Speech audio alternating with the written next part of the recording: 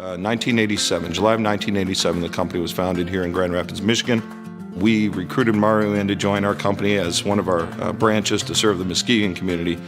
He has grown to 5 locations, serving people up and down the lake shore. A lot of companies, they're sometimes in it more for themselves and closing that deal for just their monetary reward. And I think with Mario and his company, it's not just that, and I don't know if that always happens in our world.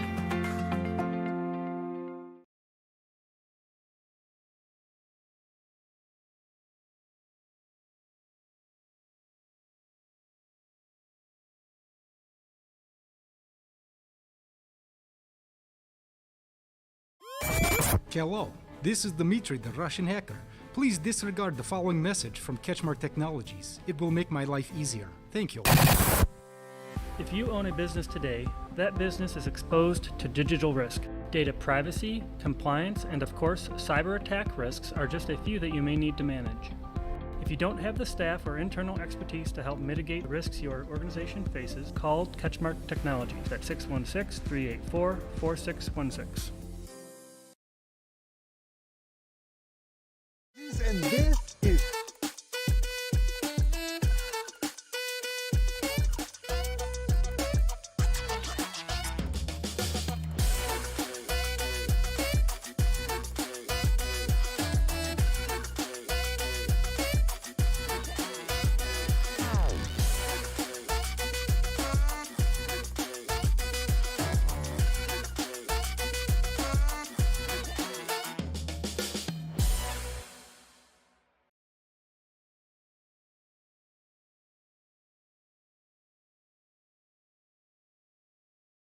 single for CatchMark SportsNet. Bill Mann, Jesse King, and Matt Tarquette is here as well, as we are all back here for what is the regional final of the National Premier Soccer League between the Muskegon Risers, hosting this one here at Oakridge High School in Muskegon, and the Cleveland soccer club. So two long-time rivals in terms of we know this rivalry from the arena football venue, and there'll be some arena players that will be playing here this afternoon. But looking forward to a very competitive and very fun game. Yeah, I certainly am, and welcome in, everybody. And I'll tell you what, John and I, we came here Friday night to Jack Sugar's Field here located in Muskegon, and John and I had never called an outdoor soccer game in our life, and we muddied our way through the first 2 games and coming to this one. Now I'm probably like you, feeling a little bit more confident about calling this game, have learned a lot through that 6 hours we were on the air the other night calling those 2 games. And tell you what, I was not a fan of soccer. You know, I'm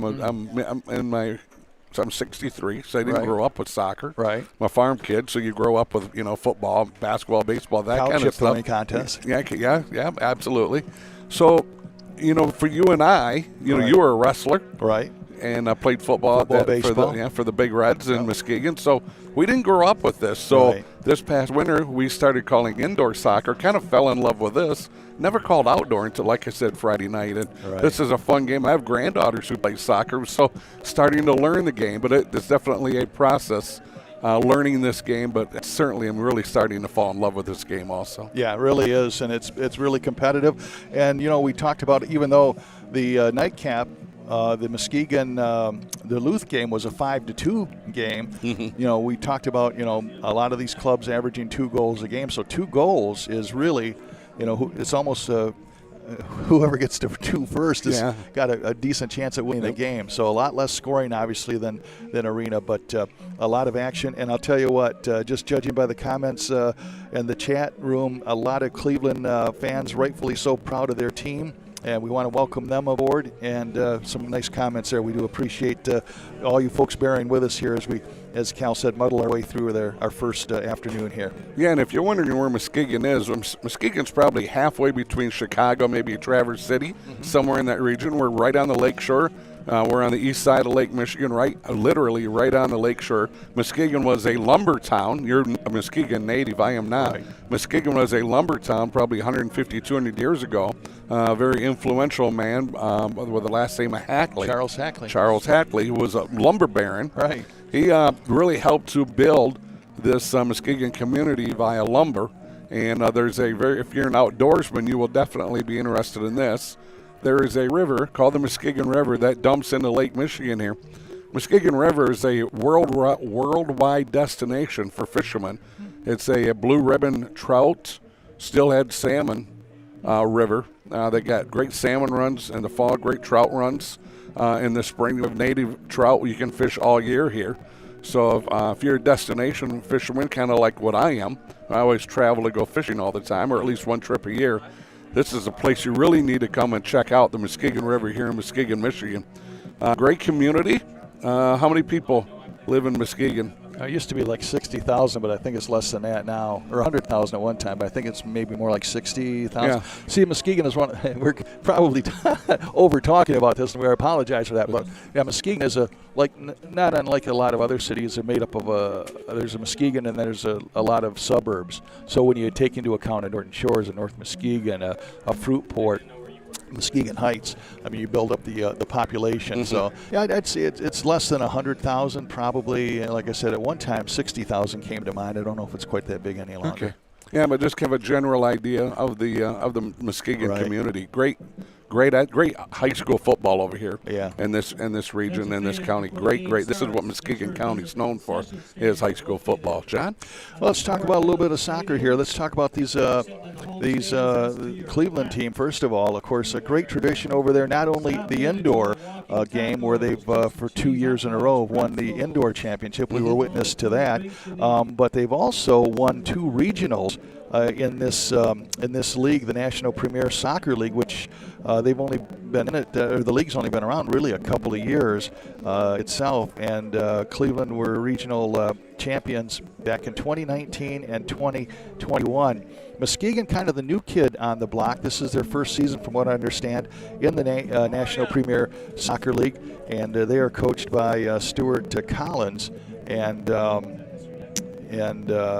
they have really made some great strides here. The Risers have been around for a while, but in different incarnations, different leagues, things like that. But to make an impact in the National Premier League, kudos to, as we said, Matt Schmidt, the CEO, and the coaching staff here, and of course the players. Yeah, absolutely. Stuart Collins doing a great job. His assistant coach, Dean Muckle, also very, very influential in this team. You take a look, Matt Schmidt sitting down here to our left a little ways. This was a dream of Matt Schmidt's, I think, about 9 years ago, is to bring soccer, indoor and outdoor soccer here to Muskegon. We've never had anything like this because, once again, this is a football-crazy community. This whole county is. And so credit to Matt Schmidt, and he's really got this Muskegon program on the move, on the rise. And I've been, very proud of Matt and his efforts here in the greater Muskegon County. And once again, we had Muskegon against Cleveland this winter. Right. And the indoor, now we got Muskegon against Cleveland in the outdoor here. So it's just going to be exciting. Cleveland, really just a great community. Great sports over there in Cleveland. Also looking forward to calling this game here today. And they are coached, I believe, by Corbin. I hope I don't slaughter this too much. It looks like McAvenue, possibly. Mm-hmm. So...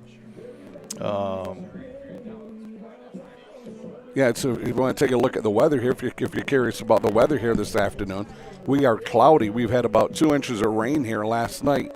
Many of you guys probably in Cleveland have had that rain, those storms that went through here yesterday.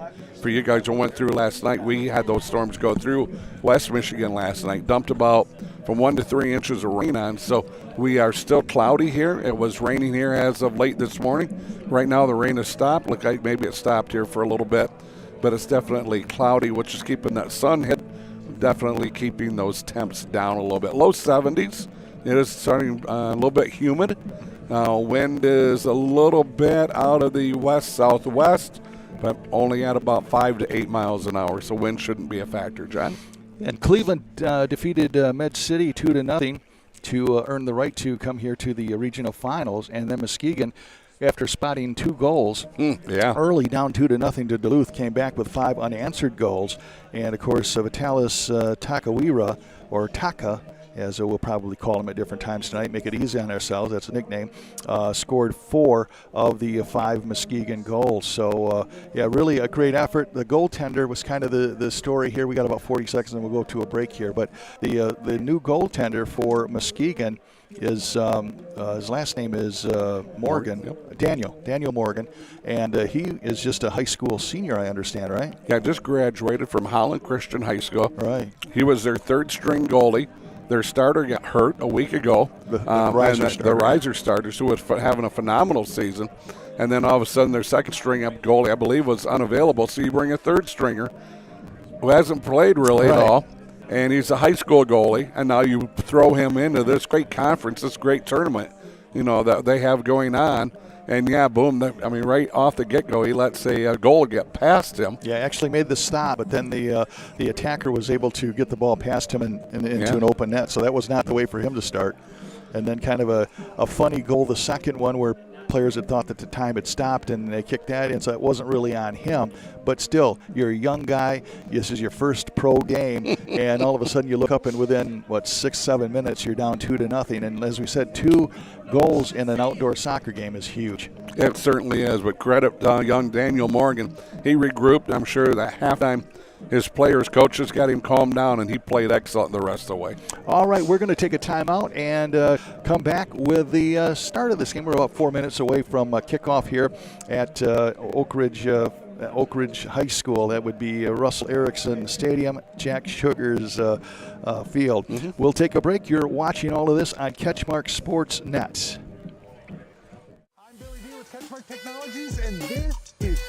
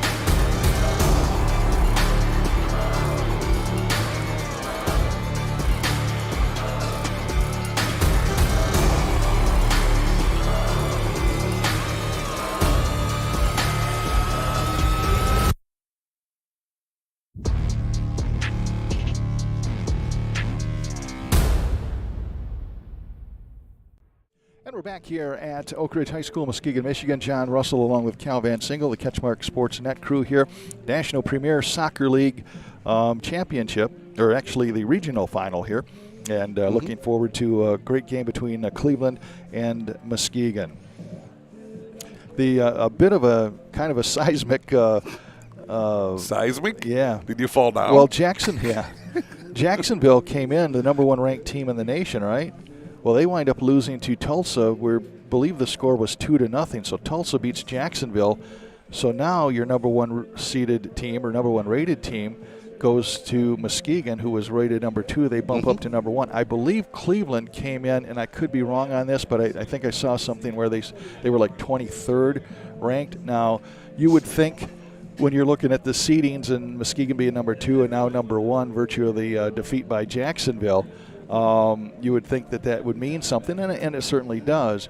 But, as we said, this is going to be an interesting game setup here, Cal, because you have Cleveland, who is a veteran of this, right? Yeah. Yep. The new kids on the block basically are Muskegon, so you got kind of that Cinderella story going. So now it becomes, maybe Muskegon is ranked higher, but then you kind of get into that whole thing of different divisions. How strong is a division? How strong are some of the teams in the other division? Yeah. We would not know that because we're doing all Cal and I are doing all we can do to learn 4 teams. So we have no idea what the rest of the situation is like. So but I guess I'm saying all that to say this, Cal, is I don't really think number 2 and number 23 or 25 or whatever it is means anything here this afternoon. I mean, I think Cleveland, in fact, if you listen to the Cleveland folks, and probably rightfully so, I mean, they've been here before, right? They've been to a regional final. They've won regional finals.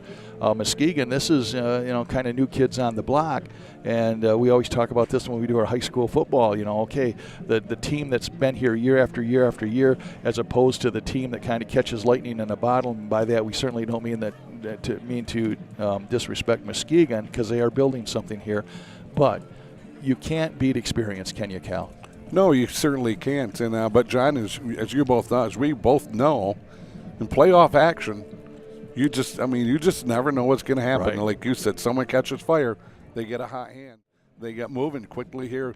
Years ago, probably 10 years ago, the home team football team here, Oakridge, played. I think it was North Muskegon beat them 61-6 in the regular season. Lost to them 21-14 in the playoffs. So anything can happen at any given time. This is 90 minutes, probably a few more, probably 94, 95 minutes here. Anything can happen. It could be 2-2 with 10 seconds left to go, and the ball hits the corner post, comes flying back to somebody, they kick it in and win it. So this is one of those sports, anything can happen at any time. That's right. We're going to send it off to the PA announcer here, Tony Schmidt. Listen in as he does the player's introduction and introduces the National Anthem. It's crazy. I don't see Cleveland. They're not out here. Do you see that, John?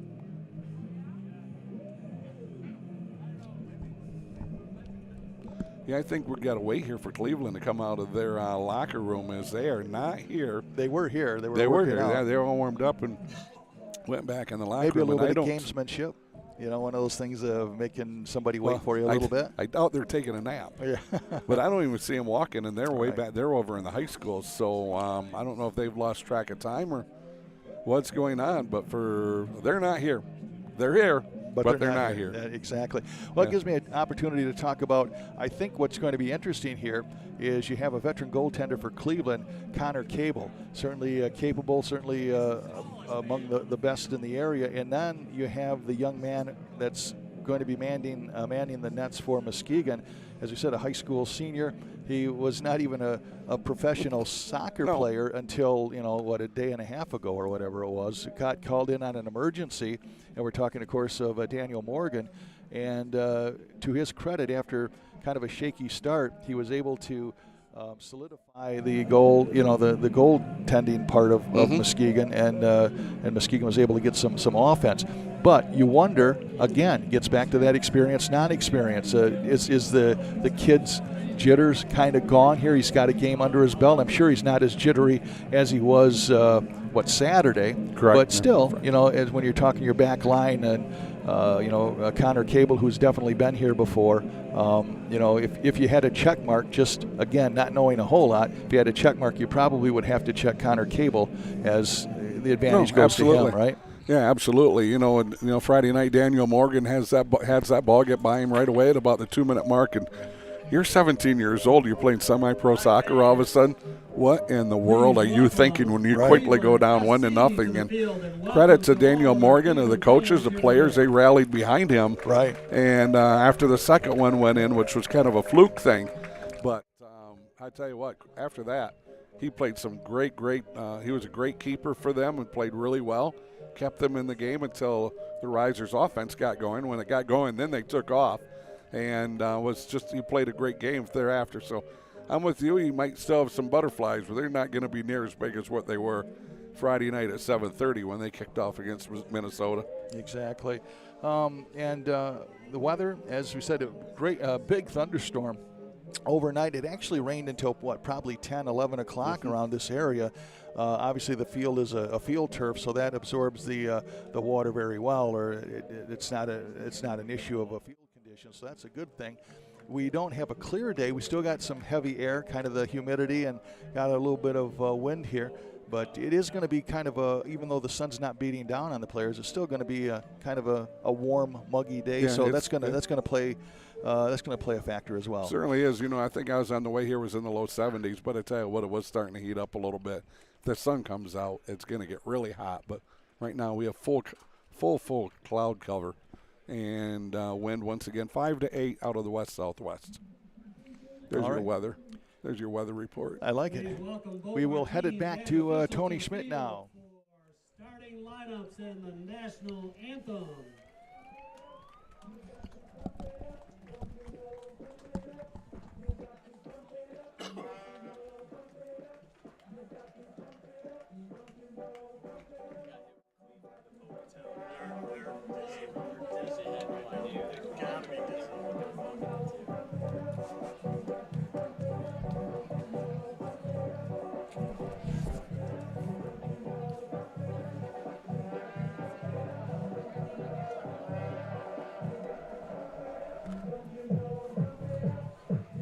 Good afternoon, soccer fans, and welcome to Russell A. Erickson Stadium and Jack Sugars Field for today's National Premier Soccer League Midwest Division Regional Championship match featuring Cleveland SC and your Muskegon Risers.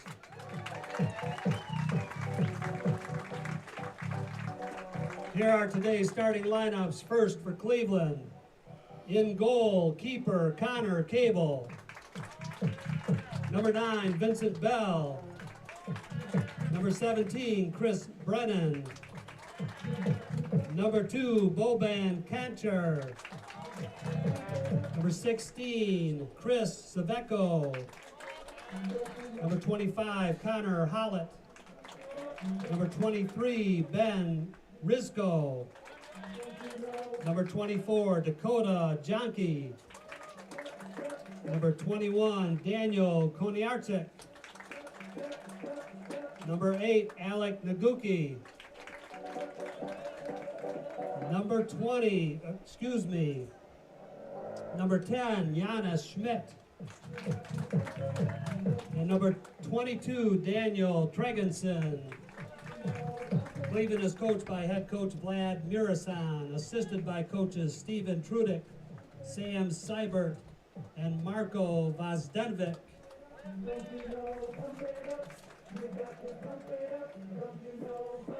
Now the starting lineup for your Muskegon Risers.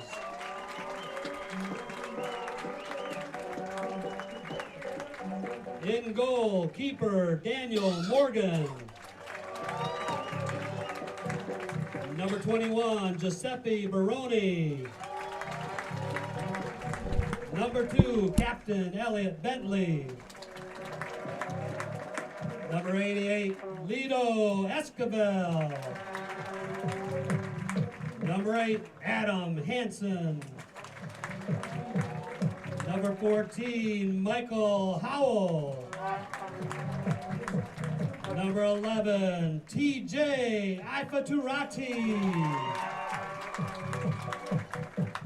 Number 13, Kathy Kurtz. Number 77, Nikola Petrovich.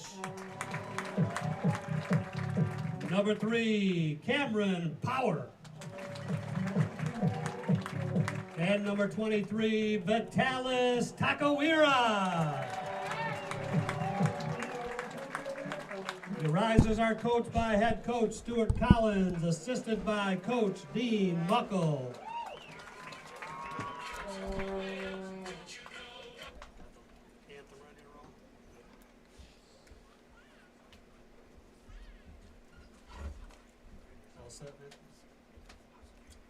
Ladies and gentlemen, the privilege of this event was made possible by those who have fought and continue to fight for the freedoms we enjoy. Let us now honor and respect their efforts and our country. Civilian gentlemen, please remove your hats. All veterans, we encourage you to render the appropriate salute. And everyone able, please stand at attention, placing your hand over your heart as we proudly play our national anthem.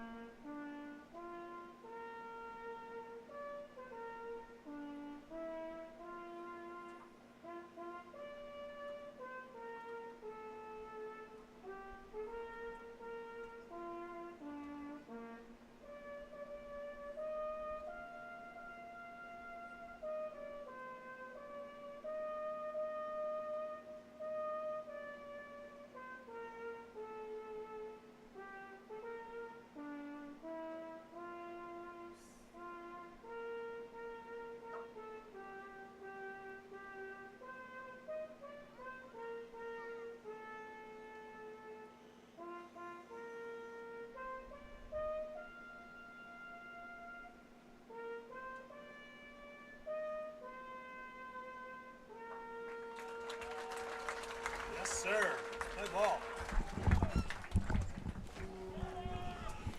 All right, there you have it. The preliminaries out of the way, and we are set to play some soccer. It is the regional final here at Russell E. Erickson Stadium, Jack Sugars Field.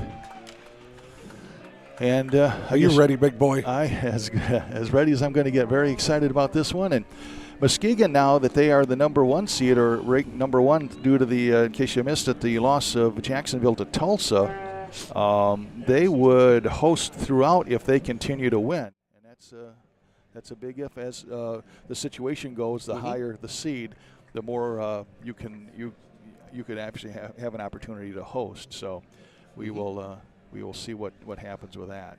Tony Schmidt was doing the player introduction, so I grabbed my trusty binoculars, and we only have numbers on the back, right, which John and I are not fans of. We'd love to have numbers on the front also. But so I'm watching to see who steps out, waves their hand, and help with identification. I get a look at Daniel Morgan. John, that kid found the weight room. Yeah. He's not small. Right. He's, for 17, it's like, young man, you are not a small guy. He's not one of these like little forwards. They're small and quick. He's a big kid. He found the weight room. He's strong. Sure. So, hopefully played good the other night once things got going. Hopefully you get a great performance out of him also. None of these guys out here are like us. You notice that? Well, not a little bit portly. Right. They're all athletic freaks, man. Oh, sure. These guys can move. The game would not last nearly as long if Cal and I had to play it. Matt Schmidt did tell me I'll be the fifth goalie tonight. They're on their third goalie. Okay. They have an emergency goalie. Then he said, "You're going to be the other one." Right. And I went, "Well, I'm going to dive once, and then you're going to get a rescue crew to come out and pick me up." Well, if you could just stay down there, maybe you could stop the low ones. Yeah, right? There we go. That's all you'd have to do. All right, so we are just about set to get this one underway. Cleveland, with a great rich tradition of soccer, both indoor and outdoor. Muskegon, relatively the new kids on the block. Now, this is their 9th year of existence for Muskegon, but they have been in different leagues, various levels, and they have done a great job. Both of these teams, obviously, you wouldn't be here if you didn't do a great job. Muskegon comes in 9-0-2. Meanwhile, Cleveland 9-3-1. Talked about this before. Muskegon has 5 shutouts on the season. 3 of them in their first 3 games were shutouts. And multiple shutouts for both teams throughout the season. But again, that was with their other goalie, who is now injured. Tony Schmidt was supposed to do something about this post for me. Yeah. Tony. One job, right? You got one job, Tony. You got one job since Friday night. Yeah, the goaltender for Muskegon that is out is Mason Messias out of Troy, Michigan. Easy for you to say. Yeah, I don't know about that. Muskegon with the ball here. And now it's in field, in play. They're going to be moving offensively left to right, driving here to the south, attacking that south goal. Adam Hansen with the ball, kicks it back to the defender. That's going to be number 14, Michael Howell. We're told that he, right after Cal, is the emergency goaltender in case something should happen. Muskegon now trying to get it into the zone. Kick back out.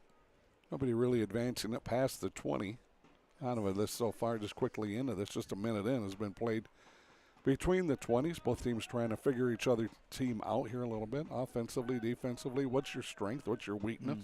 But, also you watch a lot of film. You can, both coaches will have that down, what they think they can do offensively to attack the keeper. Sure. Cleveland trying to get on the attack there, and now it comes back to Muskegon. Kind of interesting from Muskegon's standpoint against Duluth. They were down 2-0, but they actually, if you had the time of possession, Muskegon actually had the better of the time of possession for the longest, and actually that came back to reap benefits for them. Yeah, they spent a lot of time in Duluth's defensive end. They were living in front of that goal for the longest time. TJ, Ifa Tarate. He leaves it over there to Power on that left side, and Power just could not corral it. Ball goes rolling out of bounds. This is going to be Cleveland ball. No score, 2 minutes, 5 seconds into this one. John Russell, Cal Van Single, got Bill Mann, Jesse King, and Matt Tarquette. Man in the cameras. Matt is down on the field. He does a lot of running out here on a warm afternoon. The other night he ran for a long time. Young man put a lot of energy in out there. This is how. Works it over left side. Kicks it back to Ifa Turate from Nigeria. Wind is picked up here now, John, a little bit back more out of the west here. It's picked up in the last 15 minutes. Flag around about 12 miles an hour. The flag's starting to stand straight out now. Here comes Hansen working right side, trying to set something up here for Muskegon. Passes over to Taka, but couldn't quite get it to him. Oh, we have a collision, no call, incidental contact, it looks like.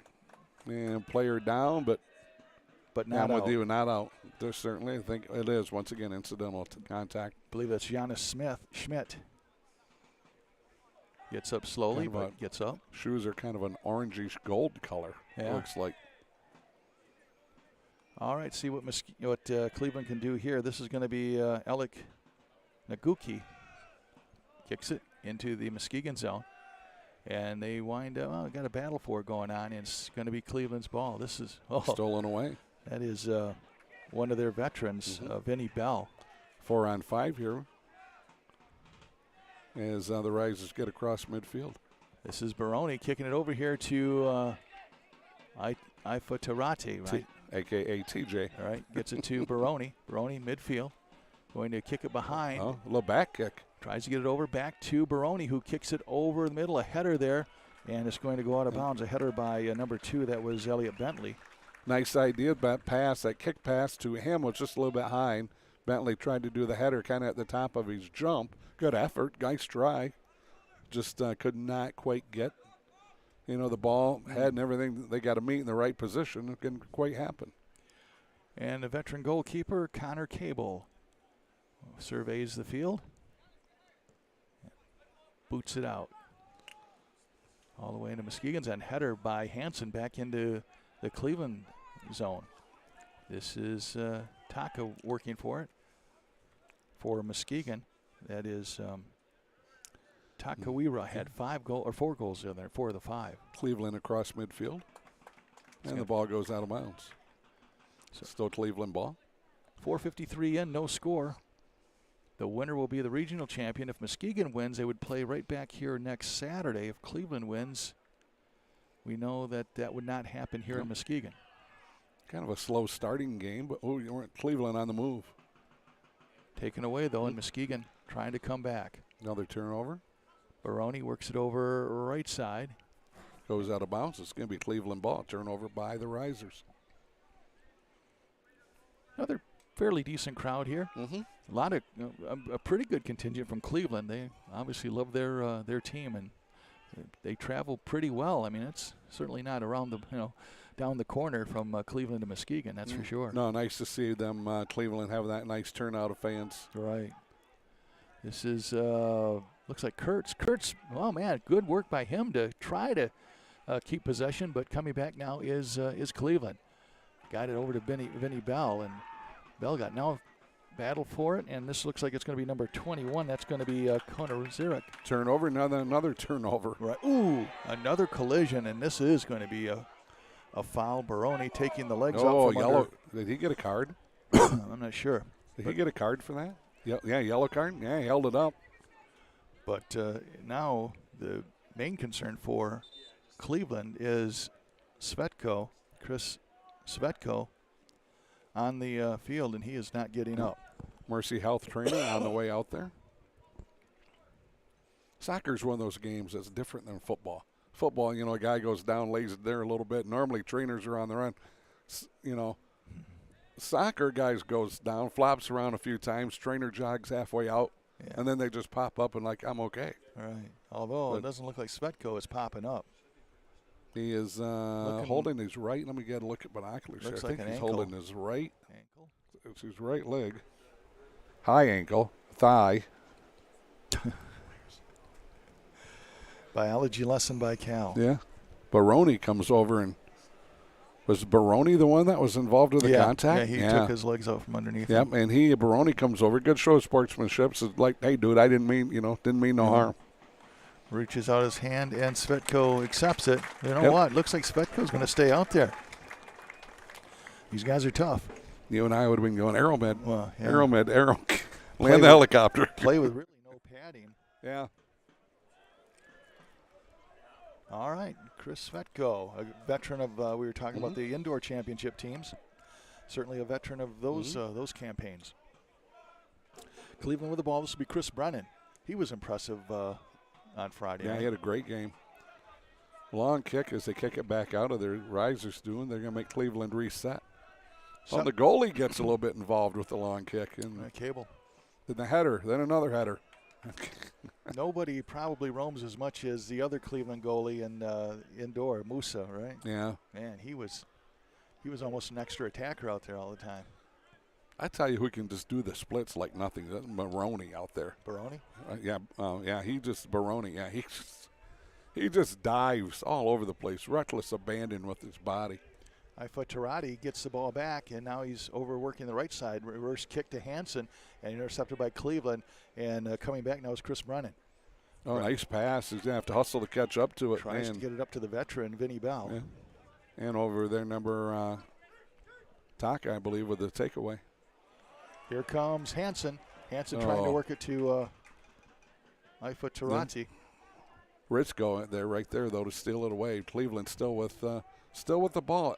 Just about 9 minutes into this, no score. Really no even big scoring opportunity yet for anybody. Cleveland coming back. This is going to be a kick over to Brennan. He loses it. Here comes Baroni. Baroni, nice spin move at midfield. And a whistle. Takarua is pushed down, and that's going to be a foul on Cleveland. Again, a little sportsmanship there. That was number 22. Treganzen. Helping him up. Muskegon with the ball in the attack zone, their attack zone. Working it back to midfield, trying to get something started. This is Kurtz working left side. Wind starting to die back down now. Long kick by Cleveland all the way back into the Muskegon's end. Yep. He leaves it all the way down to the keeper, Morgan. Right. Petrovic back to Morgan. Now they get it over to Howell. Howell back to Morgan. 17-year-old high school kid. You got to be thinking, man, you got to be pinching yourself, don't you? Here I am in a regional final. How did that happen, right? Yeah, I was just having fun this summer, being third string goalie for this team. Stoppage of play. 10:07 into this first half. Now Muskegon. Oh, Baroni goes down. No call. And back comes Cleveland. This is Brennan. 3-on-4 for Cleveland. Works it over to Vinny Bell. Bell now. Bell had a nice game the other night. Vinny did. Stolen away nicely by Muskegon. I think it's Howell. with a steal. And this is going to be Esquivel. That'll be Lito Esquivel from Muskegon. Gets it up to Taka. I'm just going to leave it at that. Thank you. Takawira Vitalis is his name. First name. Over right side. Oh, that was number 2. That was Elliot Bentley. Tried to send it in front of the net, but kicked away by Cleveland. Have a centering pass right to the front of the net, but didn't quite get there. Nice defense by Cleveland. Out here, Coffee. Right. Petrovic over to Esquivel. Esquivel works it over to Kurtz. Back to Esquivel. Lito Esquivel now gets it to Ifa Tarodi. Shot right on, and a catch there by Cable. First really shot of the afternoon comes at the 11:25 mark. Nice shot by TJ, left-footed, but right at the keeper, and their keeper does a nice job of just going right down in there. Cable does a great job of just scooping that up, and once again, the great keeper that he is, nothing gets past him. Yeah. Well, the ball now for Cleveland is Naguki. Works it over right side. And now Muskegon intercepts it. Coming all the way through midfield. Here's the pass over to Esquivel. Gets it to Baroni. Baroni trying to set something up, and he's going to kick it down. Racing for it is Kurtz. And Kurtz couldn't flag it down in time. He tried to get a centering pass right there in front of the net, John, but nobody was there. He was, he's looking down. He's trying to get the ball on his foot, trying to get it centered. He's got a guy beside him. Would think maybe he should have taken a shot, but he doesn't know that. Right. So Cleveland will be bringing the ball into play, I do believe. Nope, Muskegon will, I'm sorry. All the way over. That was Baroni over right side, and that one's going to go out of bounds. Should be Cleveland ball. Should be right by the net. So is the keeper going to get it? Yep. 12:38 in, no score. I believe he has the option to kick or throw it, and I'm pretty sure he's going to kick it. Because Cleveland's setting up like he's going to kick it. This kid's got a leg on him, too. You see why these guys are great football punters and kickers. All right. Legs are incredible. Look at that. He kicked that 60-some yards. He was 3 or 4 yards in the end zone when he kicked it. Double header there. That's here we go. Petrovic. He's hurt. Coming back now, shot by Muskegon. Petrovic still slow to get up as he and Bell collided on that double header there, and the ball goes out of bounds. Yeah, Petrovic is still down. Tell you what, we had a nice shot over there by the Risers, and Cable doing another great job of just blocking that net. The keeper, Connor Cable, doing well here so far today for Cleveland. Yeah, it looked like Petrovic, and I believe it was Vinny Bell.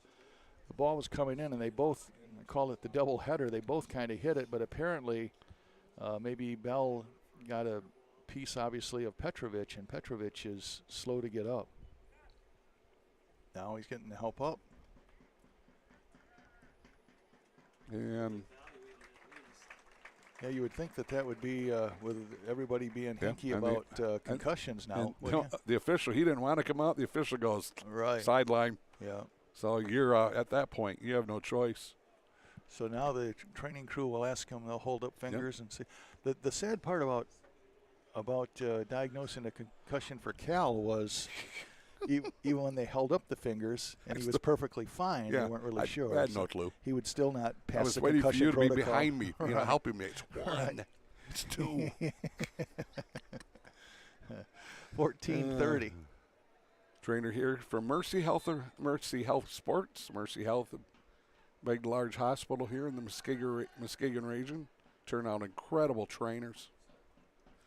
Baroni trying to kick it over again in the middle, and it's Cable that pushes it aside. Good job by Cable, making sure nobody could get a header or a quick kick in there. And now we're going to have a out of bounds or a foul. We just got out of bounds. I tell you what, that kid rolled up on the track. Yeah, that's he's holding his left shoulder.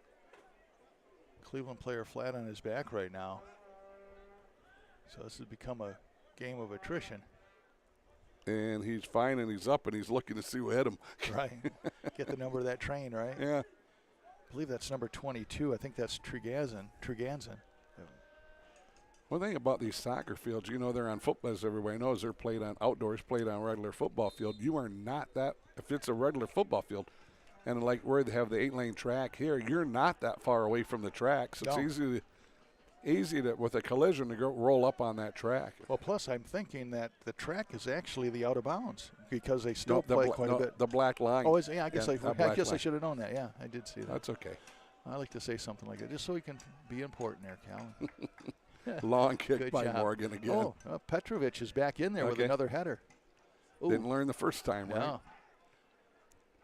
Cleveland with the ball in the attack zone, but taking it back to midfield, and they actually dump it back in their own zone to regroup. Risers doing a good job defensively. Morgan has not had to work very hard here so far. I don't know if he's had a shot on goal happened? yet. Did he just fall down? He went down, Petrovic. I think he was just left that for the keeper, Morgan.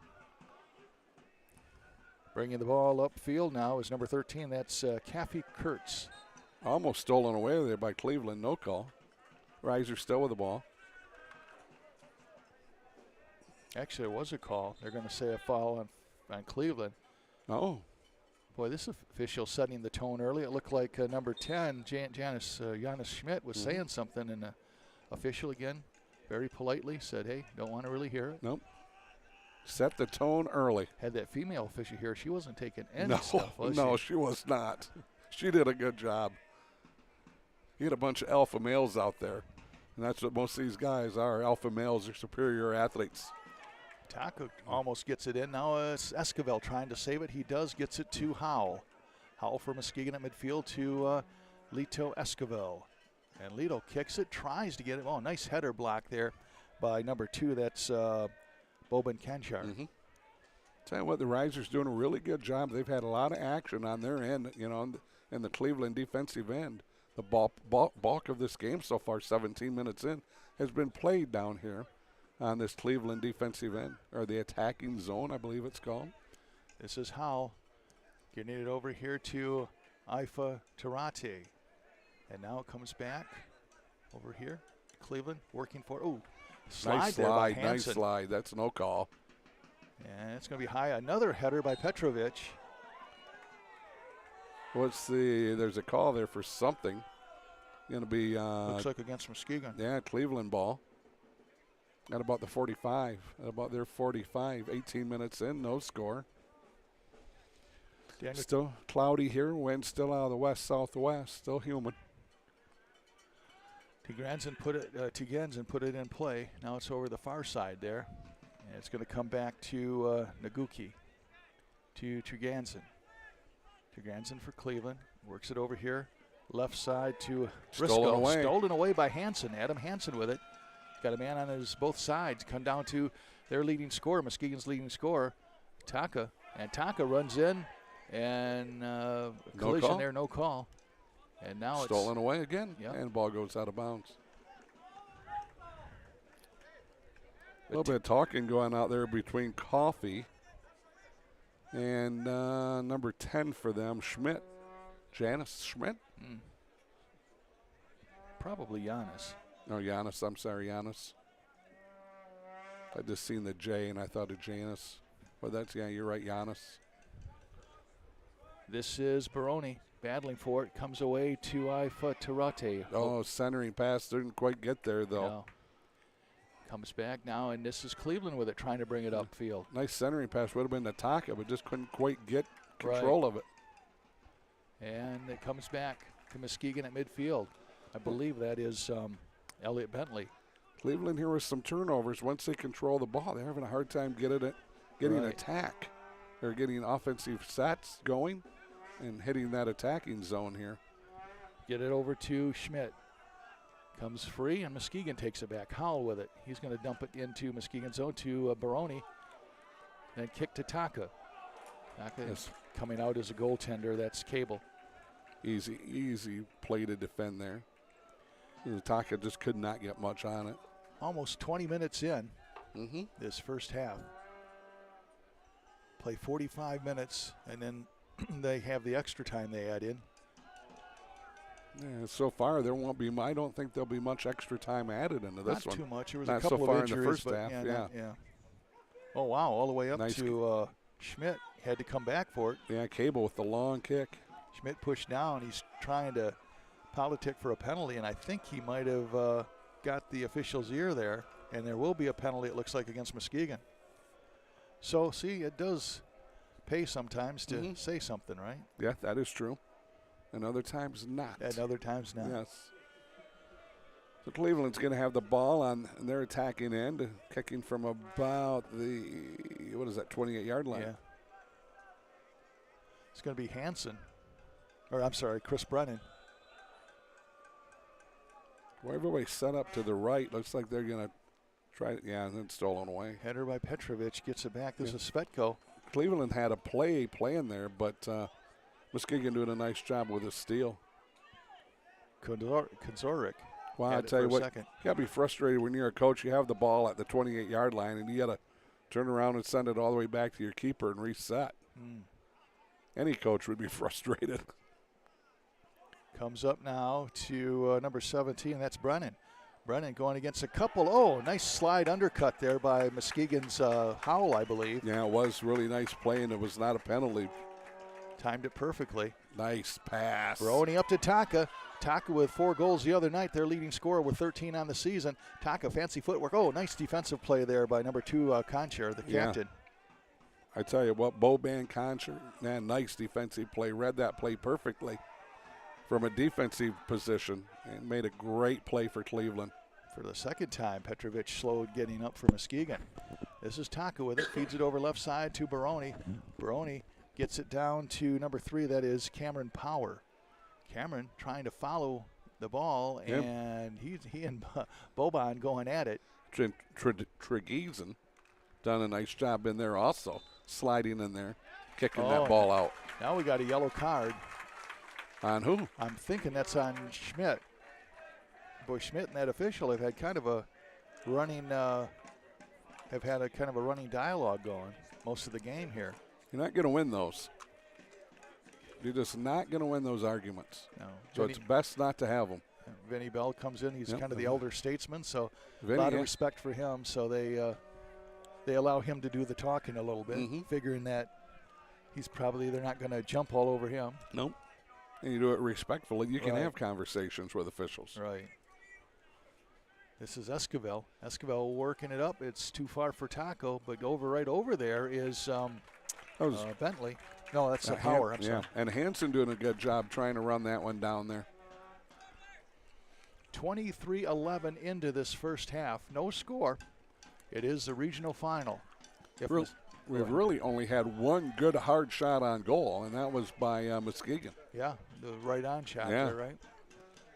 Shot, header by I think Bell knocked it with the header to get it out of there. Nice play by Bell defensively. He had a really nice game the other night for Cleveland also. Right. And he's not a youngster anymore either. He's played for quite a few years, I understand. Yep. Play smart, right? Yep, right. Ball goes out of bounds. It's going to be the Risers' ball. It's going to be Howell. I thought it was going to be Howell. There you go, thinking again. Yeah. Esquivel gets it up to, that looks like it's Kurtz. Back to the midfield. Yeah, a little over halfway here, about 24-minute mark. Over right side, this is Cleveland on the interception. Esquivel battling for it, comes back into the Muskegon zone. Well, I tell you what, that kid's on the move. That was Elliott Bentley. Wow, yeah, Bentley, good wheels. They're working hard. I believe that Schmidt in the right corner. There's a shot over the head. Oh, a header and a nice save there by Morgan. He was tested that time. A header by Vinny Bell. And, Vinny made a bid for a goal there, but the young man was up to the task there to catch it. Good hustle by Bell. I mean, he really had to work hard to get down there. He's a big guy, you know. He's not one of the fleet-footed little guys out there, and Bell hustling to get down there with a nice try with the header. Just could not quite get it in. Ball goes out of bounds. Still going to be Risers' ball. Taka gets it to Hansen, back to Taka. 25 minutes, 5 seconds into this one. Pass over the middle. They get it to Kurtz. Kurtz trying to fancy foot his way through around a defender, and he's over in the right side. Can he square it up? No, he's trying to get some help. It's good defense right there. That defender was right with him, was he not? Yeah. Hansen gets a shot, but it's headed out of any trouble by a Cleveland player. And a long kick back down, but the Risers right there to steal it back with as Bell was coming over to play low defense. All the way back to Kurtz. Stolen away. Nice steal. Yeah, this is going to be Brennan, and Brennan has it stolen back by Howell. Nice move Howell, by him. Great defense by Howell there. Right. Esquivel works it over right side, and getting in front of it was, I think that's Svetko. Yep, no whistle. And now we have Baroni almost ahead of it. And again, another slide there by a Cleveland player. Oh, and this is Baroni definitely pushing Cleveland player down. That's going to be a penalty, and to which Baroni says what? Who, me? Yeah. Not me. All right, so penalty against Muskegon. 26 minutes into this half. We're going to go the 45-minute mark plus a few extra minutes probably, but no score. Both teams now with a good shot on goals. But no one's been able to put it in. And, John, this is one of those games, 1-0, might win it. Yeah, we talked about 2-0 being a huge score, or 2 goals. This might be a 1-goaler. As a lot of time to go yet, though. Yes, sir. Risco now, he's going to bring it back in his own zone, and he's going to kick it up to, Svetko, and Svetko is hit from behind, no call. Boy, that's or maybe dangerous. there was they did. Well, hang on Nope, here. there was none. Okay, I heard a whistle, but they decided to wave it off, I guess. I'm sorry. Those are such dangerous calls when you get a guy in the air and you come up and hit him from behind. You land awkwardly, you tear a ligament in your knee, blow out an ankle. Lito Esquivel with it, far sideline. Not that I would know. Right. Gets it over to Baroni. Oh, nice kick save there by Tregansen. But comes out to Cleveland. It's going to be Svetko getting all the way back in the defensive zone now. Over to Risco. Risco at midfield, gets it to Brennan. Brennan almost caught it with, it took it off the chest. Yeah, he did. Almost caught that ball, though. This is Brennan working it down. Here's a nice pass. This is Svetko, I believe, over on the right side. Svetko shoots. It's blocked by one of the Muskegon players. I believe that was number 2, Elliot Bentley, getting back there. If it wasn't, is Power in there, too? It could be. Well, I think maybe, I'm not sure Power is in there. He might have been him also. And now Muskegon trying to come back 27-46 into this one. This is up to Taka. Taka now at midfield. He's going to go down. There's going to be a penalty for pushing the back on Tregansen. Tregansen, I believe. Yep, yellow card. And now these umpires are doing a good job. They're not letting this get out of hand at all. Yeah, there is a pretty good rivalry between these two, even based on the indoor game. Now, Cleveland got the better of the rivalry. I think they defeated Muskegon maybe every time they played, if not every time but one. But there is a nice rivalry here between these two teams. Coach for Cleveland questioning some things.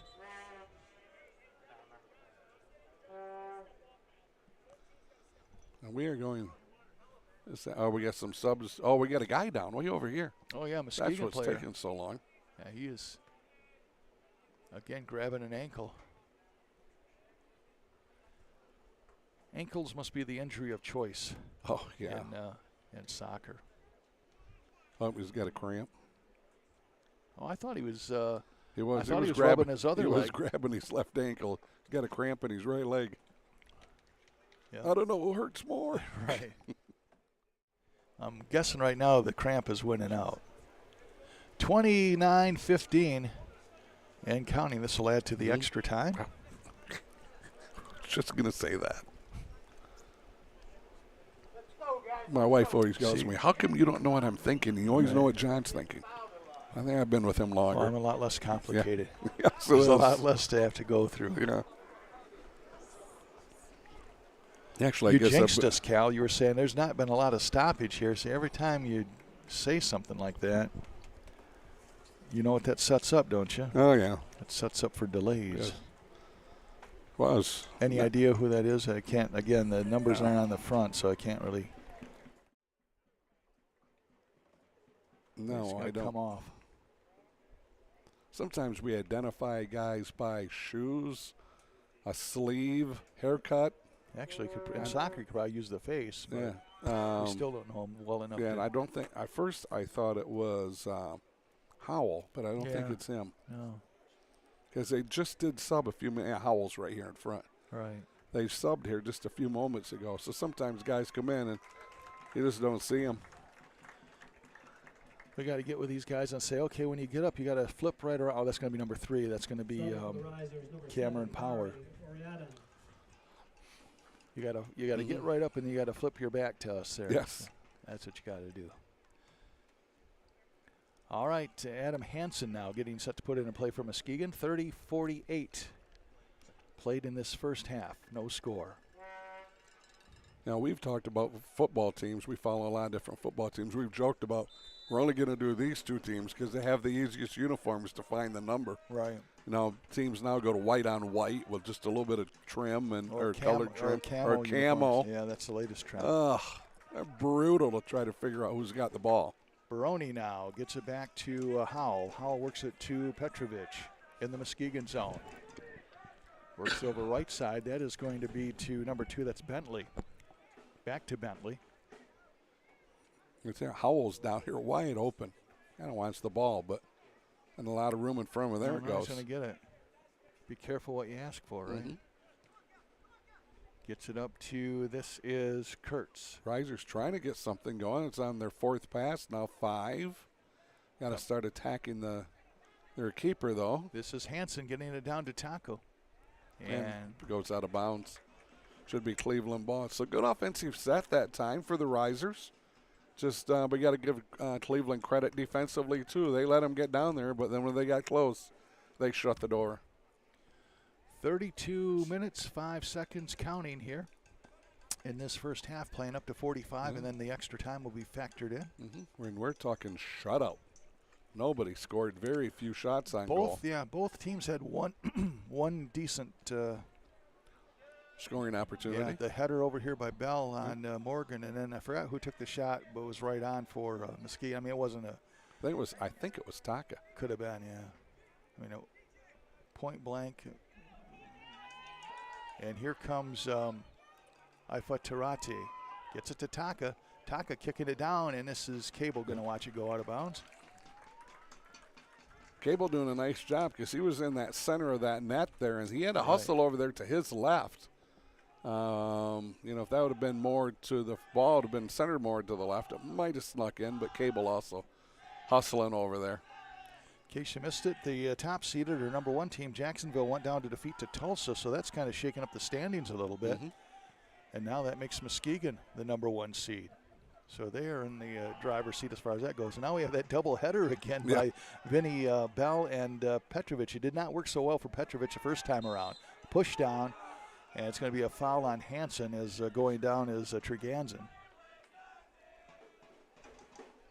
Sometimes you wonder, some things are, as we learn the game, John and I do, it's like I said, it's only our 3rd game ever calling outdoor soccer. And so you learn the game. What's a foul sometimes and what's not? Because sometimes you see collisions and somebody goes down and there's no call. I think it's kind of like way with all sports. So it's certainly to a judgment of an official to a certain extent. So that's always the wild card. Yeah, ball goes out of bounds. It's going to be Risers ball. Ball goes out of bounds again. It's going to be Risers ball. Right. 33:59. Well, actually now 34 minutes in. So you're talking, 9 minutes left? Well, plus the extra. I believe this is Kurtz. It is. Gets it over to Hansen. Hansen boxed in over there. And Cleveland will dump it down into the Muskegon zone. Header by Petrovich. Gets it over to Howell, who heads it back into Morgan. Morgan gobbles it up and sends it out. Yeah. We found out, on Tuesday? Tuesday or Wednesday we were going to be calling this. So didn't have a lot of time to prepare or to listen to other really good professional callers, guys who call games, soccer games. So 3-on-4 here, 3-on-5. I think that's Kurtz over there too. Baroni works at right side. Oh, faked a kick. Now gets it down to Hansen, who kicks it, and it's blocked there by Hrisco. Tried the centering pass, and Hrisco right there to have no part of it. Right. It's a good idea by the Risers to get it up into the center there to try to see if they can make something happen. Hrisco, great defense by Cleveland. Still no score, 35 minutes into this, John. Looks like it'll be Baroni from the corner putting it in play. Nice. Trying to get a header, and he had a header, but it was the Cleveland players that headed it out. Hard kick there, but had a nice Cleveland player who blocked it. There's a kick, and it's a header by Baroni. Comes back to Cleveland. That was Daz who kicked that, number 7. Goes out to bounds. Yep. He was a late addition for us. Yeah. Daz. Daz Oriorden. He is playing for Wishy-Lori. Lori, which. So Lori, in the Wishy-Lori, well. In the name transaction, we came up on the short end of that. Wishy-Lori, much easier to say than Daz Oriorden. Oriorden's not so bad, though, I guess. Unless we have to say it a whole lot. Both teams trying to get control here as it just goes back and forth. Right about midfield. Yeah. Ball on that far side. All the action, though, is always on that far side. Even on Friday night. This is Baroni. Seem to see a lot of action over there. Goes down. Ball still alive, John. Now Cleveland has it, 36-16. Cleveland coming upfield, trying to get something going here. Pass over to Risco. Risco, nice footwork there. Gets past the defender. Gets it to Treganza to Brennan. Turnover. Brennan turned it over, but he wanted a foul. He said he was pushed from behind, but no call. Baroni had an excellent opportunity to get moving. I think his feet just went out from underneath him. And he's grabbing an ankle. This is Svetko. Svetko works it over right side. Vinny Bell almost does the splits. Goes out of bounds. Going to be Risers' ball. Almost 37 minutes in, no score. Wake up, Tony. Yeah. Tony Schmidt, the father of Matt Schmidt, is a general manager here for the Muskegon Risers. A family affair. Yes, it is. This is Bentley kicking it back. Gets to Esquivel.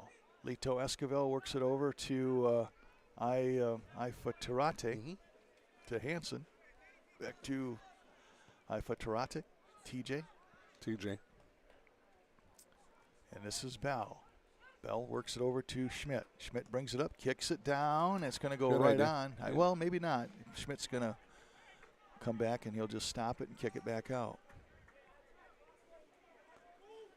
Well, a little easier going for Schmidt than the first 8 minutes of the game on Friday, right? Mm-hmm. This is Kurtz with it. Works it over right side. Taco trying to get it. Can't quite do it. Comes back to Schmidt for Cleveland. Kicks it up to midfield. Cleveland still in control. 37-59. And stolen away by Muskegon. By no TJ. Call. TJ with it. Gets it back to Petrovic. Yeah, Cleveland wanted a call, but no call. And now Muskegon. This is Baroni. Tell you what, the wind's just about died down right here now. Esquivel sails it, and I think that went through the uprights. So it would have been a football field goal, but yeah, it's not good for 3, is it? No. That would have been about a 33-yarder in American football. I tell you what, now I tell you, the guy with the cart, man, he does a great job of just.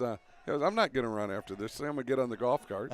I'm going to go track it down. That's the job I would want. That's the job I want right there.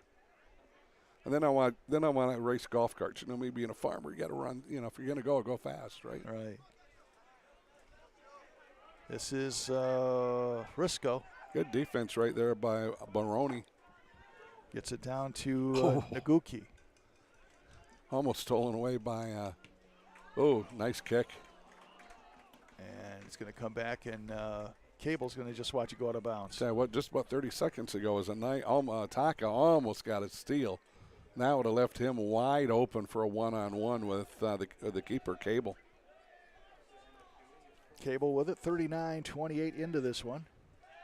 Oh, Billy Mann and Jesse King, Matt Tarquette, John Russell, myself, the crew's all here. We got anybody on the roof today? Trent. We got Trent up on the roof. And we're going to have a foul, but man. Schmidt is going down. It's Jonas Schmidt. And that was going to be a penalty on Hansen. I don't think they yellow carded him, did they? No, they did not. I just think what the official was thinking was his leg was pretty high on that. Right. I think that's maybe what the penalty was. Like this official, he's not taking any grief from anybody. None. No. You know, if somebody comes over to talk, he gives them the No. I'm not talking to you. I get that a lot at home. Right. My hands up like, right, no, yeah, not now. Yeah. But, honey, no, not now. Honey, I'm going to put you in timeout. Yeah. Chris Brennan with the ball right around the 42 on the field. 40-33 in. Kicks it way over to the right side. Oh, tries a header. Jay tried a header but didn't quite do it. That was, what number 18, is that? 12 or 18? 18. That can't be 18. Wow, wait a minute. I don't have an 18. It's 18. Is it? Okay. We'll have to check with Mr. Schmidt, see who their 18 is. If you can't see it, then I really don't feel bad. But no, binoculars, it was 18. They might have had an ad on here, too, that we missed. We'll find out from Tony at halftime. All right. That's about 4 minutes. Well, it's 41-10. So we have about 4 minutes, 4.5 minutes, plus some additional minutes, of which we don't know. But Tony's going to tell us it's 4 minutes because that seems to be the theory here so far this weekend. Tony, how much time? 4 minutes. Okay. Hey, Tony, do you know who number 18 is for them? He's not paying it. He's not You're a listening little to closer. us. You're going to have to tap him. No, we got a little bit of not a penalty kick, but it's Cleveland's going to have the ball. They're trying to set something up. There's a kick, and it is a header, and it goes over the net. Oh. Well, tell you what a well-designed and executed play there, right, by Cleveland, though. Right. Everything they wanted, so the header was just a little bit too high. If that would have been a little lower, I don't think Morgan would have been able to get the clearance there to stop it. So it was a good thought. Yep, it was. And Morgan was there. Just that that timing. Would he have been able to get that high to push it up and out of there? Right. But nice play by Cleveland. Well executed. Morgan kicks it over right side. It's Petrovic up to Baroni, and Baroni goes down, and he is looking like he's hurt. Penalty to Cleveland, it looks like. And he's up. Oh, you know what? I don't think this is a penalty to Cleveland. No, I don't think it is. Because, jeez. One of the Risers snuck in behind 18 and popped the ball out. We're going to have to figure out who he is. We will. He's getting into, well, you're right there.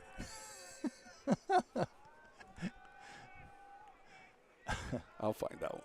Okay. I'm going to miss something exciting now. You know that, right? Right. The only reason I'm concerned is because he's going to probably score a goal here, and we're not going to know who he is. Oh, okay. So there's no listing there, huh? His name is player to be named later. Okay. Well, at least we're all in the same boat. This is Howell coming back. And it goes out of bounds. Cleveland ball. 43-19 and counting. No score. Yeah, wind is now picked up here right out of the west. I think it's going to turn around out of the northwest here at some point today and push this humidity out of here. Petrovic kicks it back. We'll send it back to the keeper, Morgan. And Morgan boots it. Header. Oh, beautiful header. Who was that? That might have been Bentley. I'm not sure. Is that number 2? 7. Oh, 7. That would be. Oh, that's our Daz. Daz. Yeah, Daz or Riordan, a.k.a. Daz. Yeah. That was a great header by Daz. That thing went like 20 yards in the air. Cleveland balls, they throw it in at the 44-minute mark now. Header by Vinny Bell. Comes back to Petrovic, kicks it high in the air. Vinny Bell. There we go. That's where I'm getting screwed up. Vinny Bell. And Petrovic also had a header. The guys were kind of playing headers there a little bit. Nice chest pass. There's a Chester by Naguki. Esquivel tries to save it. Comes out to Naguki at midfield. Lito going for the steal. And now we have our Hansen involved. Lito involved.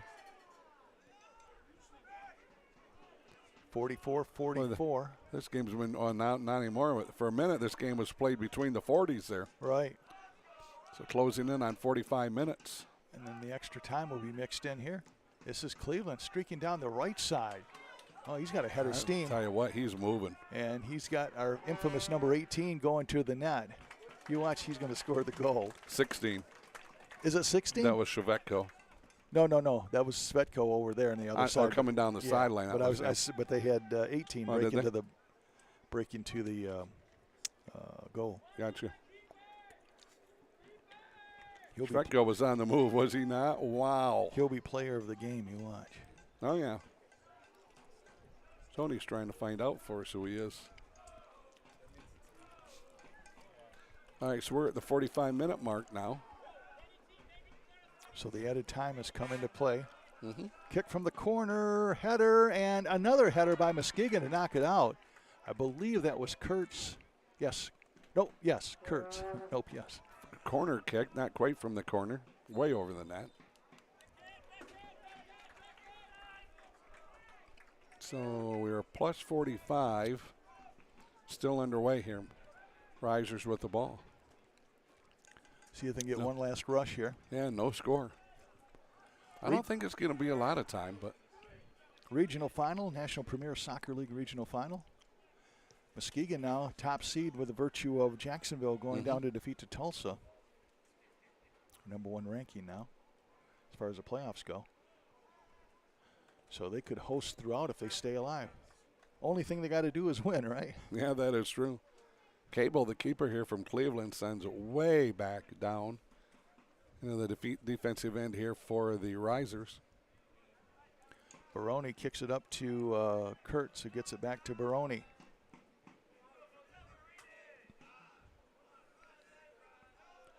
The trophy that they play for is sitting right down here in front of us, John.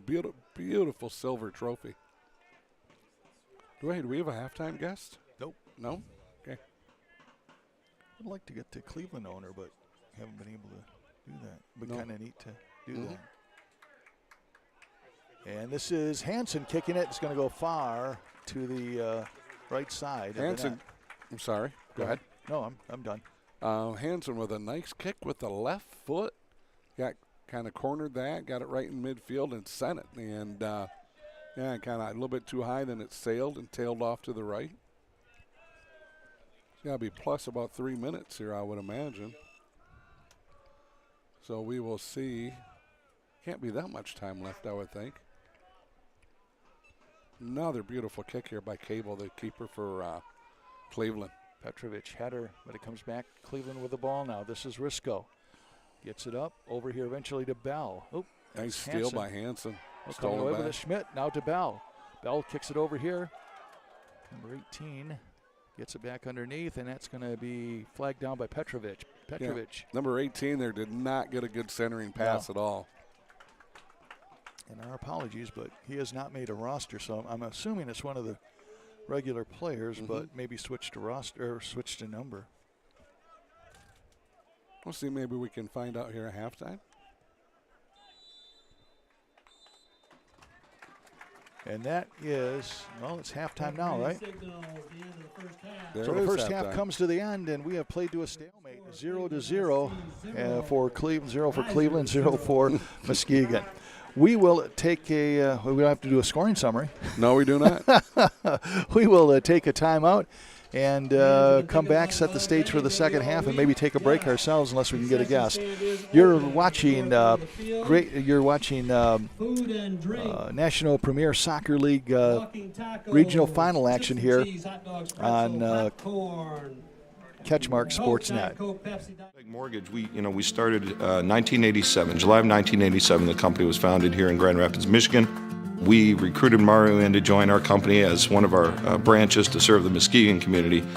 He has grown to 5 locations, serving people up and down the lake shore. A lot of companies, they're sometimes in it more for themselves and closing that deal for just their monetary reward. And I think with Mario and his company, it's not just that, and I don't know if that always happens in our world.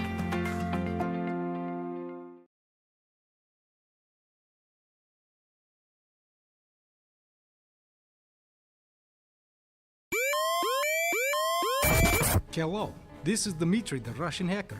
Please disregard the following message from CatchMark Technologies. It will make my life easier. Thank you.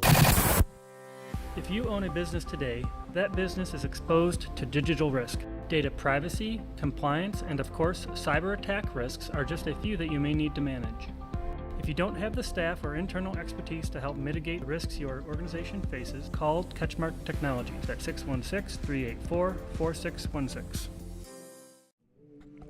And we are back here at Oakridge High School, Muskegon, Michigan, for this regional final between Cleveland and Muskegon. We played to a scoreless tie here after 45 minutes, and we want to send a special shout out to Corbin Williams, telling us that apparently Dakota Johnke has changed jerseys. He was number 24 on Friday, but now he is wearing number 18. Okay. So we do appreciate that. Thank you very much, folks. We need all the help we can get and even a little more. So we do appreciate that. It takes a village for John and I. Yes, it does. Well, I'll tell you what, Cal, we will take a bit of a time out here and give the folks a break from us, and then we will come back for the second half of action. Scoreless after one half here at Oakridge High School, Muskegon, Michigan. It is the regional final for the National Premier Soccer League competition. We'll take a break and we will come back. You are watching the stream on CatchMark SportsNet.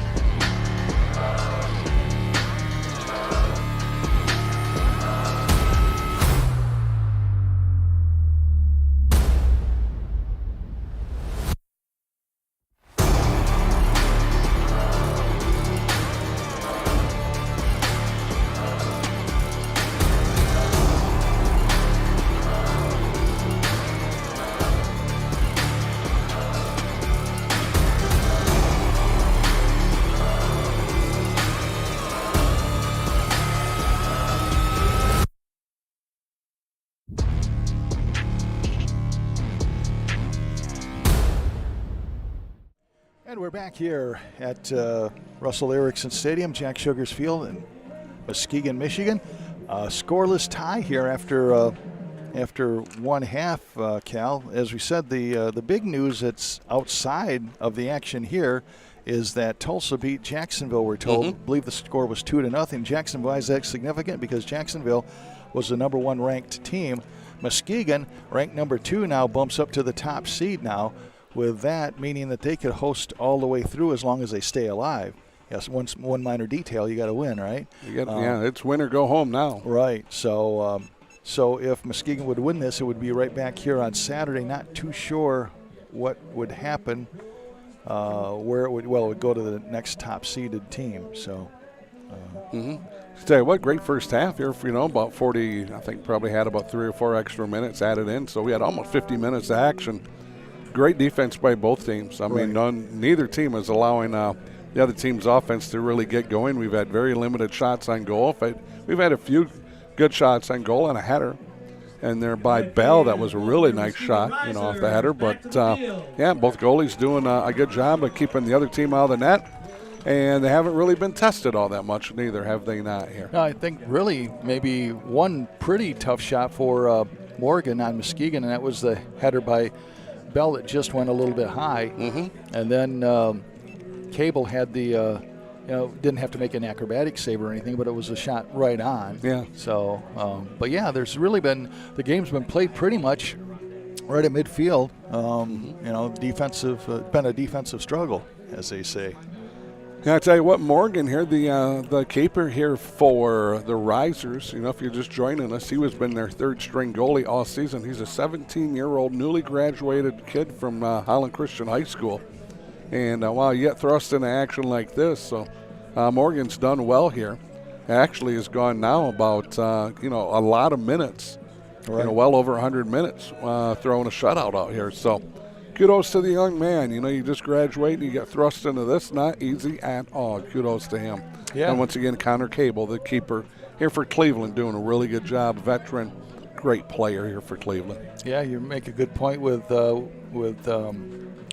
Morgan. Is after those 2 relatively quick goals in the first half on Friday has shut the door.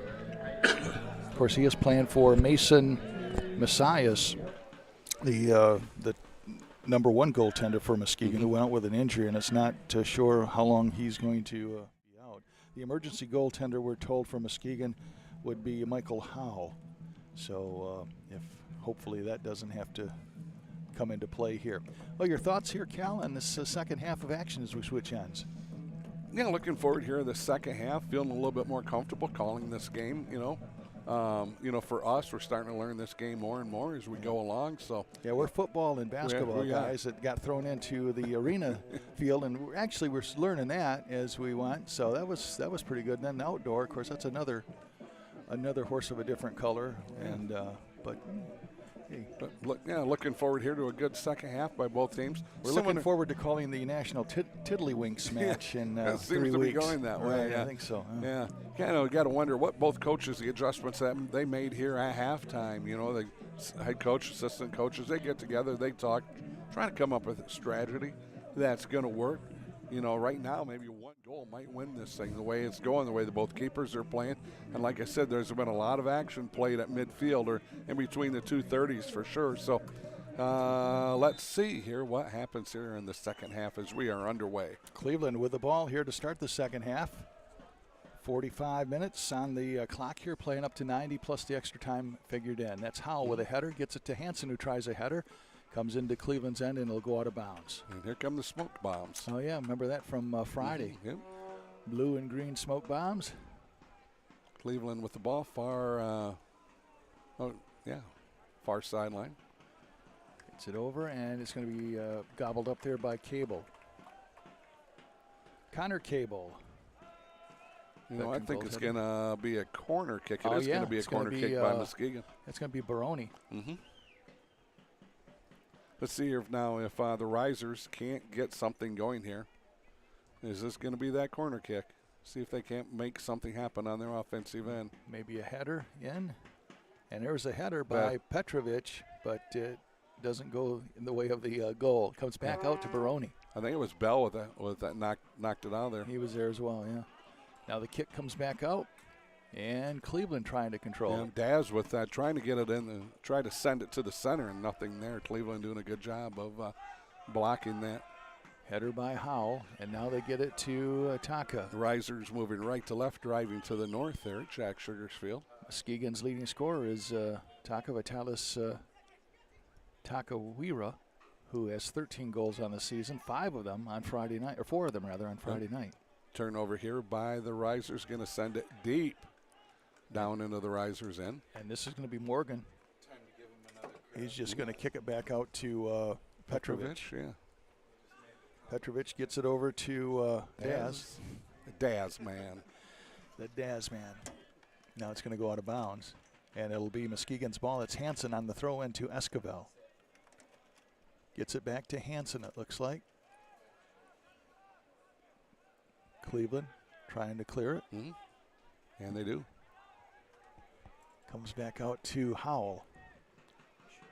Howell over to left side. This is, trying to get it over here to Daz. As Daz was coming up that left side wide open. Daz O'Riordan. Got a good Cleveland defender, spotted him and got over there and got some defense on it, forced it out of bounds. This is Baroni over to O'Riordan. Daz O'Riordan with it back to Baroni. Muskegon trying to get something set up. Good defense here by Cleveland. Kicking it back to Petrovic, who's going to work it over to Howell. Howell's going to pooch it in the corner. Header by Cleveland. And this is going to be... That's Bentley, number 2, wasn't it? You're welcome. To Baroni. Baroni tries to get it down, getting his foot on it with Svetko. Now comes all the way over to Taka. Shoots, off the top of the crossbar. And goes out of bounds. So that was the closest thing we had to there. Wow, what a great shot by him. Just 6 inches too high. Right. Clipped the top of that crossbar on the top and goes flying out of bounds. Taka wants that one back, does he not? Yeah, still no score. Yeah. Muskegon with the ball. This is Bentley kicking it down. Sending it in, but good defense by Cleveland to get it out of there. 48-32 in, going up to 90. And then some probably. Cleveland, or the Risers throw it in at about the 20-yard line. Taka does that. Kicks it back. Comes up, header by Cleveland. Back over right side, and it was going to be a double header, but it kind of fell between them, and that one's going to go out of bounds. I think Taka had the right idea to send it, just to try to get it centering pass, and just, I don't know if the wind caught it or what, but it was high, and it just drifted out of bounds. Can't score if you don't shoot, right? That's true. Flag up and flying now. Now out of the west. Looks like maybe that wind's starting to turn around. Supposed to turn around in the northwest and get rid of this humidity. It's supposed to be, actually here in Muskegon, it's supposed to be nice the next couple of days. Is it? Okay. I mean, at least, nice and less humid. Big thunderstorm rolled through the area last night. Oh, this is Bell going down. No whistle. Nope. Not one thunderstorm, numerous thunderstorms, about 50,000 without power here in West Michigan. This is Kurtz, Caffey Kurtz, working it up to Baroni, kicking it back to Howell. Got to believe those thunderstorms probably rolled through Cleveland early this morning. And Cleveland, being the good neighbors, passed them on to us, right? Something like that. Well, actually, it would have been the other way around. Yeah, I guess we passed it on to them. We sent it to them. This is Svetko. Oh, nice. Oh, nice move. Yeah, nice move by Svetko.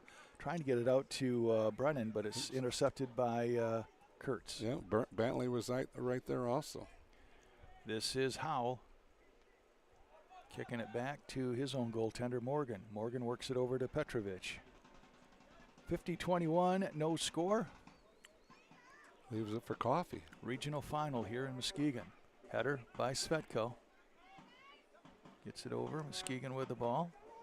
This is going to be Daz with it. Back up to Esquivel. Esquivel over to Baroni. Who thought about a kick on goal, didn't he? Yeah, Baroni did. Baroni working that right corner, and he is battling with somebody way over there, and it's goes out of bounds, and it's going to be Cleveland ball. Yeah, that might have been John Key that he's battling with. Okay. Way over there, can't quite see the numbers. We know now, thanks to Corbin Williams, that John Key switched jerseys. He was 24 on Friday, has moved to number 18. Thank you very much. Number 18 in your scorecard, number 1 in your hearts, right? Mm-hmm. This is Howell with it from Muskegon at midfield. Works it over right side. Been a lot of action here on the defensive end here for Cleveland. The Risers trying offensively, trying to make something happen, but I'll tell you what, Cable just not letting them get anything past that goal. Escobar works it over to Taco. Taco shoots and is blocked in between by a group of Cleveland players. I think it might hit off a TJ also. And they clear it back out. Cleveland does.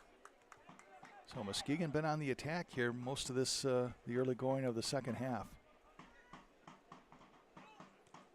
Kick over to Escobar. Escobar works it back over to Daz, to Taka. They had a really nice play going here. The Risers did 4 passes, but stolen away by Cleveland. This is Chris Brennan. Brennan working it back over here to Svetko, back to Brennan. Brennan trying to find some room to work. They got a 2-on-4 going. Cleveland does 2-on-5. Gets it up to John Key. They better keep an eye on Bell over here on the right side. John Key comes all the way back down, and he's run off the ball there by Howell. Yep. And now it comes out to number 22. That's Treganzen. Works it over right side. Cleveland's starting to try to make something happen here on that offensive end. 52 minutes into this, no score. Muskegon with the ball now. This is TJ. TJ trying to get a run on it, is he not? That guy can fly. Getting it back to Daz, who works it over. Actually, yeah, works it about over here now. Daz wanted a call, didn't get it. I don't know what he wanted, but kicks it down. He's got Taco over there, but there's a header by Cleveland, and it comes away to Svetko. Svetko gets it back. Works it over to Treganzen. Treganzen's going to work it back to, I believe that's Naguki. And now to the captain, Boban Kenkar. Boban kicks it up. Oh, stolen away. Nice steal by Petrovic. Petrovic got a head of steam, gets over to Taka. Center it. Petrovic, Taka with it. Kicked away there nicely. Steal by 21. Yeah. Treganzen. Shot. Cornerzik. Goes out of bounds. Oh, you know, I was wrong. It was, Cornerzik, yeah. Thank you. I kind of heard you started to say it, and I looked down, and you're right, he's off a number. Although I'm off more than that from time to time. Treganzen would have been easier to say, actually. Yeah. 53-49. Here comes Muskegon. This is Daz with nice steal. Daz taking it himself, trying to work it over to Taka. Shoots, and that's going to be high over the net. Second one, that great idea, high kick, try to get it in that far corner, swing it in, and curve it in there. Tell you what, on Friday night, those went in. Yeah. But just not today so far. So no score, 54 minutes into this one now. Muskegon going to have to petition the league for bigger nets, right? Let's get one the size of a 3-story building. Yeah. And I tell you what, the flag is just turned a little bit here, where it's out of the west-northwest. So we have to keep an eye on that. Risco with it. Nope, that's not Risco. That is Konarzik. So why is that important? Well, the humidity. It's very humid here. Get this humidity to break. It's going to be a lot easier on these young men out here expending an incredible amount of energy. This is Morgan with it. This is Bell coming back at him, and Morgan just clears it. And clears it out of bounds. These guys are superior athletes, are they not? Both teams just out here able to run the way that they do. Several of them playing just about every minute, too. I mean, there's been a few substitutions, but not many. Kudos to them. You know, and a lot of the problem is too, John. Part of it also is that they are conditioning year-round for this. Got a Muskegon player down. Play continues. This is Brennan. Shoots, saved by Morgan. And a slider, and that's going to, nice slide there. I believe that was Kurtz. It was either Kurtz or a TJ. Made a nice slide, but we got an injured that's Howell. Muskegon. That's Howell, I think. Big redhead? Yeah, he's not moving. Right at the 10-yard line, so. Waiting for the signal for the trainer to come out. And Howell's up, grabbing his left knee. Kind of, sort of. Grimacing a little bit. Yeah, now he's going to get some help And he's getting up slowly. He says, oh, if they're not going to get anybody out here, I'll just get up. Yep. I'll heal myself. 56-11. The power of suggestion. Boy, he's not feeling good, is he?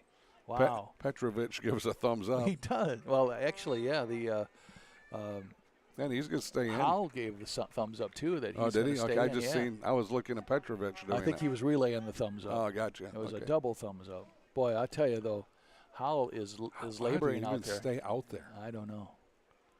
We'd have been screaming in agony. No. Nurse. He's not feeling good. No, he's not. And we're going to have a penalty. Unless that's going to be Cleveland ball. It is going to be Cleveland ball. 56-54 on the clock here. Playing up to 90 and then the extra time, and then if we're still tied, it is overtime. I think 2 15-minute halves, I believe, is what Matt Schmidt said. Sudden death. Yeah, Morgan. To which I said, sudden death or their sudden death? Yes. Cable sends it way down, but it goes out of bounds. It's still going to be so right back to Muskegon ball. No score in this one. Bentley. Got to get some offense going here for somebody. Getting it up to Kurtz, to Bentley, and he's going to kick it down, and it's a header by Svetko. It's going to go out of bounds. Muskegon will have it. And the throw-in's going to be Daz. Yeah, Daz is looking. Oriordan. Gets it to Esquivel, and Oriordan kicks it down. It's going to be high, and a header by Boban Kanchur. And that just goes right out of bounds off the captain. This is Esquivel. Oh, nice foot fork there. Passes over to Baroni, who has it stolen away. This is John Key. John Key pushed down by Hansen, and there's going to be a foul on Muskegon, I do believe. I think you get, 4 or 5 of those in a game? How many fouls do you get in a game? There's no limit in this game. Okay. Cheaper by the dozen. I think it's yellow cards. If you get 2 yellow cards. Yeah. Yeah. The yellow card. That yellow card comes and then 2 out. yellow cards will get you a spectator seat, right? Indoor, we had the blue, the yellow, and the red. Yeah. That was kind of color-coded there. Mm-hmm. A little bit of stoppage of play here for something, and now we're back underway. I think that's Howell with it, isn't it? Number 14? Yeah, it is. Yeah, he's still out there. He was in. Looking much better than he was a few seconds ago. Howell with the ball, kicks it over to Kurtz. Kurtz on the move. Brings it back up and then just dumped into the Cleveland attack zone, or the Muskegon attack zone, I should say, Cleveland defensive zone. This is Kornerzik. Gets it back over here to Daz. Daz, man. Back to Bentley, 59-24. To Petrovic, to Bentley. Over to Daz Oriordan. Now over here to, that is TJ. Ifa Terate. Kind of a throw in on goal there, but Cleveland doing a good job of not letting anybody get a shot on it. Throw it. Naguki getting his back into his work as he blocks that one from behind. Comes back out to Petrovic. Petrovic at midfield. Muskegon spending a lot of time here in the defensive end for Cleveland. They cannot get a goal. Lito Esquivel tried to center it, but it was intercepted by Cleveland. And back comes, this is going to be number 11. That is TJ. Now it's a kick, and that's going to go out of bounds. Got to start throwing it towards that goalie, though. But I tell you what, it's going to have to be a great shot, or Connor Cable's. He's right there. Yeah, he is solid. He's not going to let a cheapie in, I wouldn't think. No, I don't think so, neither. If you're going to beat him, you're going to have to beat him the hard way by working your hind end off to get there. Cleveland trying to bring it down, and they dump it down in the Muskegon end. Or it's going to be a fluke. Yeah. You know, it's going to come off somebody's foot right to another teammate and up and in. Esquivel up to Baroni. Baroni trying to set something up, gets it over here to number 11, that is TJ. Up now to Taka. Taka trying to flag it down. He kicks it from behind, but it's going to stay in the end zone, and Cleveland will have it. Long kick right over to the Risers. Once again, a lot of time. Right. the bulk of this, 15, 20, 17 minutes here so far, it's been played on the defensive end here for Cleveland. Hansen works it down to Taka. Muskegon's leading scorer, as we said, he has 13, I want to say 5 all the time. They only scored 5 goals. He scored 4 of the 5 on Friday. Mm-hmm. Ball goes out of bounds. Going to be still Risers' ball. On the throw-in, it's going to be Bentley. When I think of Bentley, I think of cars. Your first car was a Bentley, wasn't it? Yeah. Mm-hmm. I believe Jethro was your driver. Yeah, right. This is Muskegon with the ball. Oh, there was an elbow to the head of Taco. And there's no doubt about that, although I think that that might have been Jonky over there. Yeah, he got a yellow, yeah. Yep. I would say that was no doubt about it, although he's protesting. Well, protest all you want. Right. That was... I'm not old. We're old school when it comes to that stuff. You get the penalty, just turn and go back. Yeah, there was no doubt sense in arguing. That rocked his head right back. Now we have the official. Oh, I think he's heading out to the middle of the field.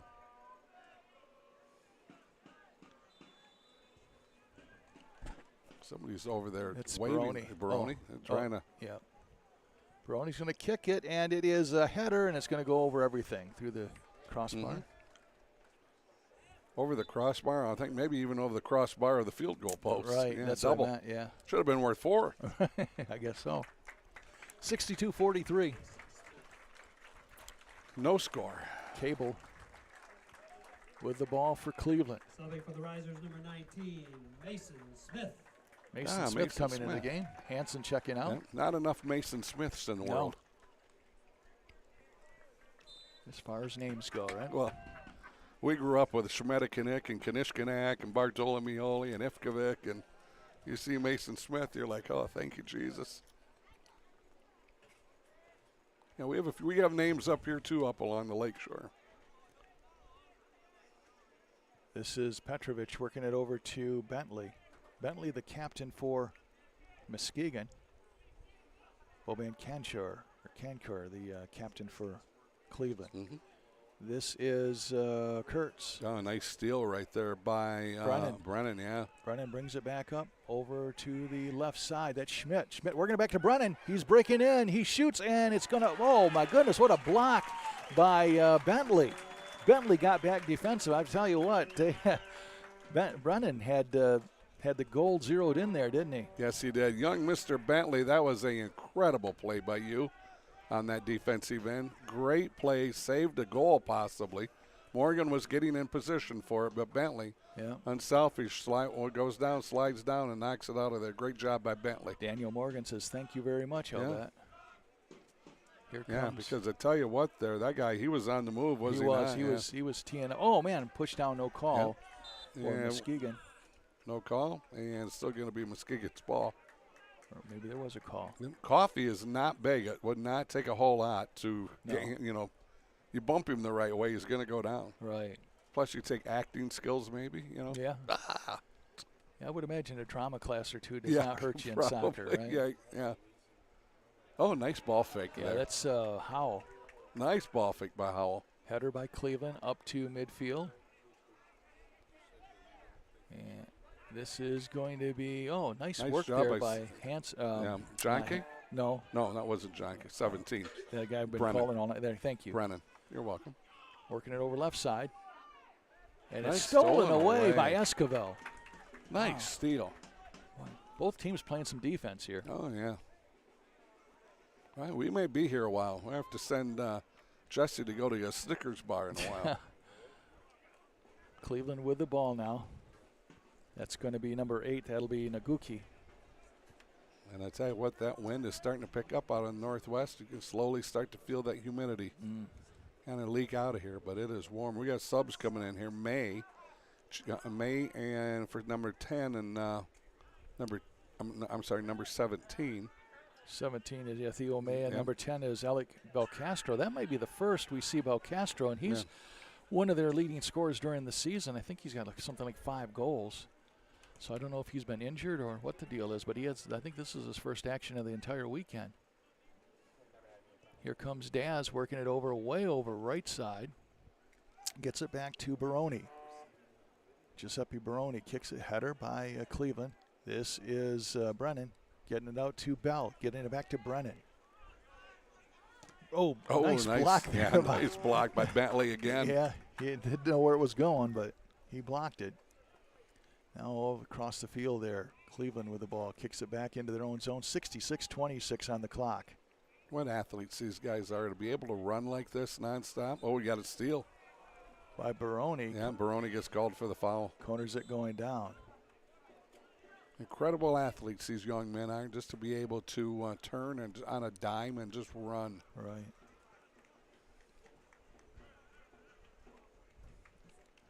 Big appreciation for these guys out here. That's just their ability to move, get and turn and run and sprint. Looks like Escoville's going to leave, and number 17 comes in. That is Theo May. And then Alec Belcastro, he's going to come in for somebody, right? 1, 2, 3, 4, 5, 6, 7, 8, 9, 10. No, I believe these guys can re-enter here in a while, too, I believe. No? Nope, they can't re-enter? Oh, he doesn't think so.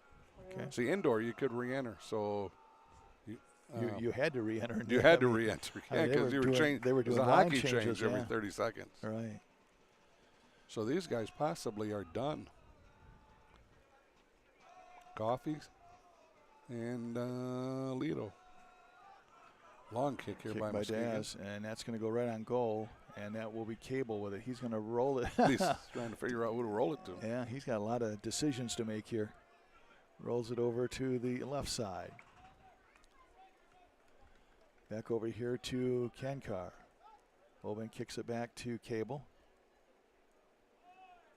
Cable's going to let it fly, and he does. Nice kick by Cable. Oh, it's going out of bounds. Oh, he had header by Howell, and he knocks it up in the stands. What was that? We had a riser get knocked down. Yeah. That got the Cleveland fans. Yeah, I happened to glance up to see if somebody was getting it out of the stands, and next thing you know, we had a riser just got flattened. Not sure what was going on over there. Well, I got the fans' attention. Tell you what, these officials, especially the head official out there, you know what? These guys are wearing all black. So not only is that guy running a lot, you're doing that in all black. Right. And we're going to have a sub, number 5. Uh-oh. That's going to be another number we don't have, Cal. Tony, do you have a number 5? Oh, okay, thank you. That's a guy I give credit to as being a coach, Corbin McAvenue. Okay. Subbing for Cleveland, SC, number 5, Corbin McAvenue. And who's coming out trying to get in? Is that looks 10? like John Key, number 18. 18, yeah. It is John Key. When you only got one number and they're on it's on the back, it's just hard sometimes to figure out. It's not like Cleveland's got a ton of players either. No. In fact, they don't. I think they've reached their limit of subs, judging by the bench. The head coach stopped the ball and turned around and handed it right back to his guys that was going out of bounds. Still Cleveland ball here. As it goes out of bounds again. Tell you what, we are at the 70-minute mark and still no score. Yeah. 20 minutes left. And some extra time and possibly a lot more than that if nobody gets a goal here. Throwing in, header by Muskegon, another header by Muskegon, and a third header, and that's going to go out of bounds. Yeah, so it'll just be another throw in here for Cleveland.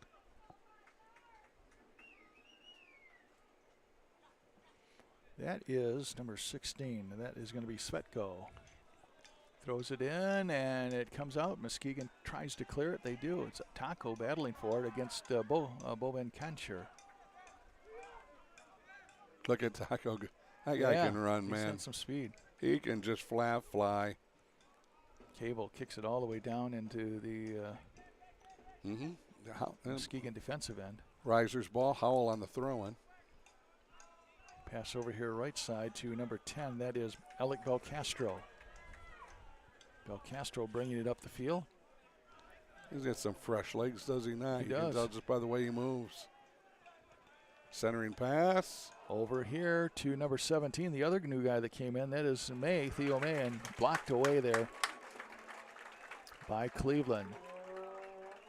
That's what they wanted. Centering passes could not get it quite to the net. Yep, Svetko and Naguki both over there. So going to be a corner kick here. On that corner kick, number 21, Baroni. They got Belcastro kind of in the slot in front of the goaltender Cable. Trying to get something set up, and here we go. Also Taco over there. There's a header by Bell. Great job. Bell is phenomenal on the defensive end. And this is, well, I'll tell you who's played a solid game for Muskegon is Elliot Bentley. Some big saves. Mm-hmm. And he kept that one actually from going back into the Muskegon end of the field. Muskegon in the Cleveland end now. It's going to be kicked out of bounds. Yeah, but it's going to be Muskegon ball. It's going to be a corner kick again. 72-17. John Russell, Cal Van Single, CatchMark SportsNet. Glad to have you along. Mm-hmm. Vinny Bell for Cleveland. Great job defensively here in this game. Yeah. Man, in front of the net, in front of the Risers net, he is just a force to be reckoned with. Kind of a header, one after another, keeps that ball from, allowing Muskegon to get a shot on goal. Vinny Bell playing a great game defensively. Baroni kicking it from the right side now. Header by Cleveland out. I believe that was Brennan. And it's just going to be another, it's a throw-in. Shot towards goal. No. Another header by Cleveland, double header. Comes up. This is Brennan. He's got a head of steam. This is Howell trying to get back. And Howell does get back. And Brennan. Yeah, he just had, whoa, that's going to be a penalty. Howell pushes down Brennan. I mean, that's an easy call. Brennan's fast, but I tell you what, Muskegon's got some guys who can just flat run. And Taka's one of them. And and also TJ's another one. And they just caught up to him and about passed him and within about 20 yards. This is Brennan working it back to Naguki. Tell you what, Baroni wanted the steal there, just a little bit late getting there. McAvenue has it just into the game. The freshest legs for Cleveland. Up to Brennan. Brennan kicks it. It's kicked on goal by Muskegon. That was and Morgan. That was TJ that actually kicked it towards Morgan. Morgan doing a nice job. He just dove on it, corralled it, cuddled it, like we do a cheeseburger, and made sure that thing was not going to pop loose on him. Baroni kicks it down. He's got Taka down to the left side, and Taka, fancy footwork, kicks it back. Belcastro, nope, he can't get it. Here comes Cleveland with it. It was a nice idea to leave it over there. Right. Brennan's all over the place. Kick blocked by Muskegon. Now kicked down in the corner, and Cable will have it for Cleveland. Their goaltender kicks it out. Nice kick. Right on. I mean, kicks that 30 yards right spot on to one of his players, one of his teammates. Muskegon now at midfield. Gets it over to Duriadan. Closing in on the 75-minute mark. No score here. Jack Sugarsfield, Muskegon, Michigan. Bentley brings it up field to Baroni. Over to Baroni again. Back to Bentley. Bentley works it down and is kicked out of bounds by Svetko. Goes Muskegon's ball. Mm-hmm. And that's a good way by Svetko just to stop a run. And we got a whistle for, here we go. Baroni has it kicked out of bounds blocked by Svetko. So should be, was it a corner kick or a throw-in here for the Risers? It's going to be a throw-in.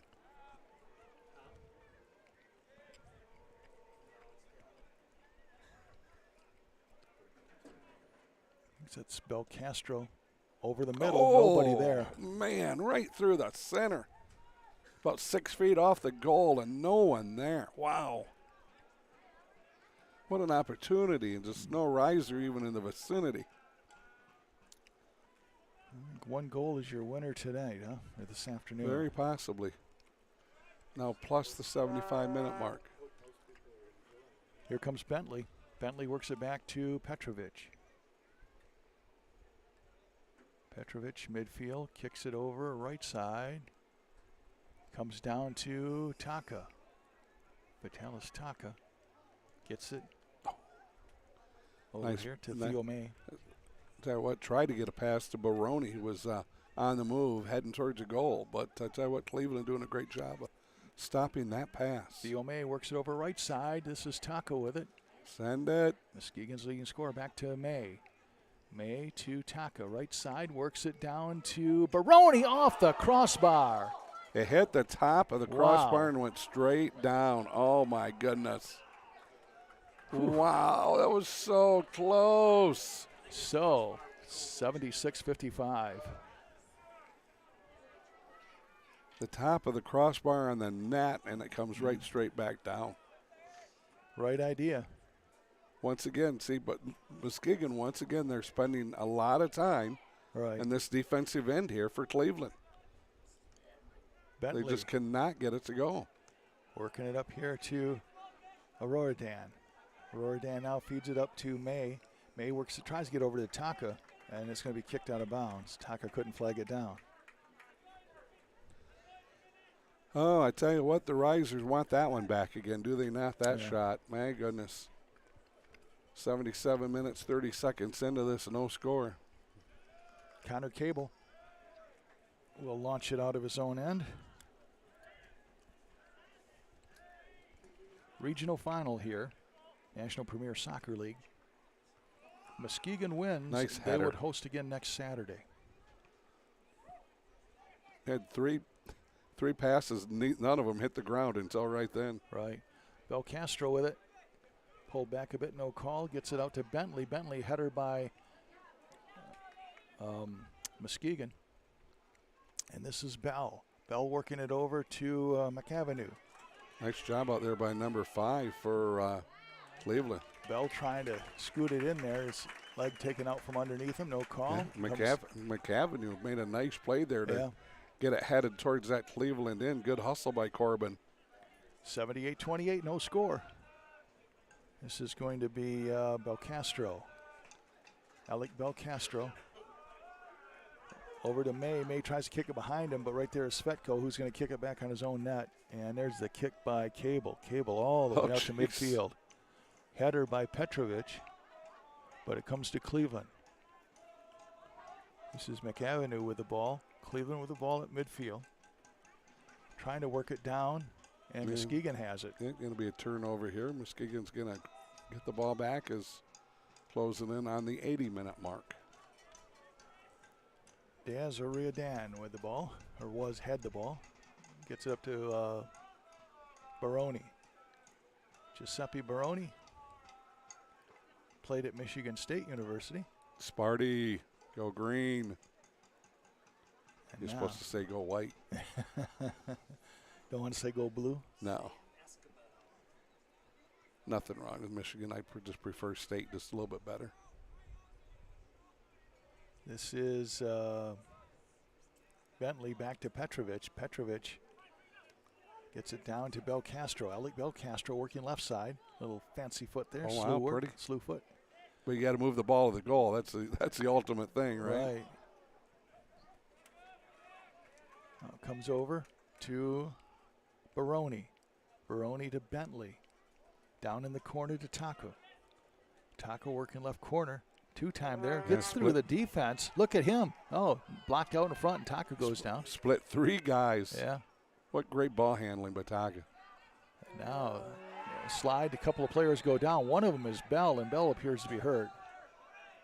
Oh, now we got a pushing and shoving match going on as Brennan shoved a Muskegon player. And now we got some hard feelings going on out there right now.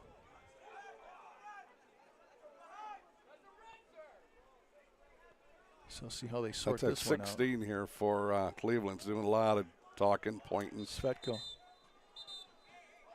This official's not going to take a whole lot more of this.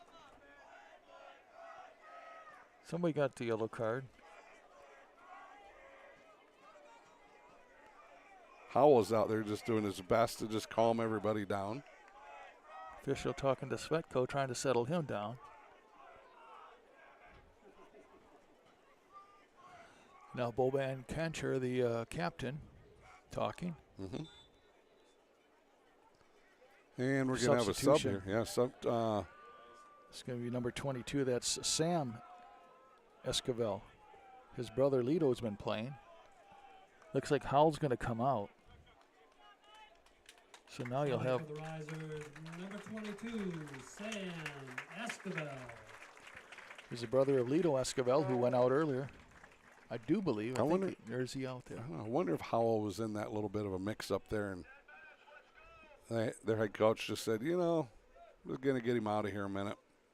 Stuart Collins doesn't kind of defuse anything. Because I didn't think it was warranted the extra shove, and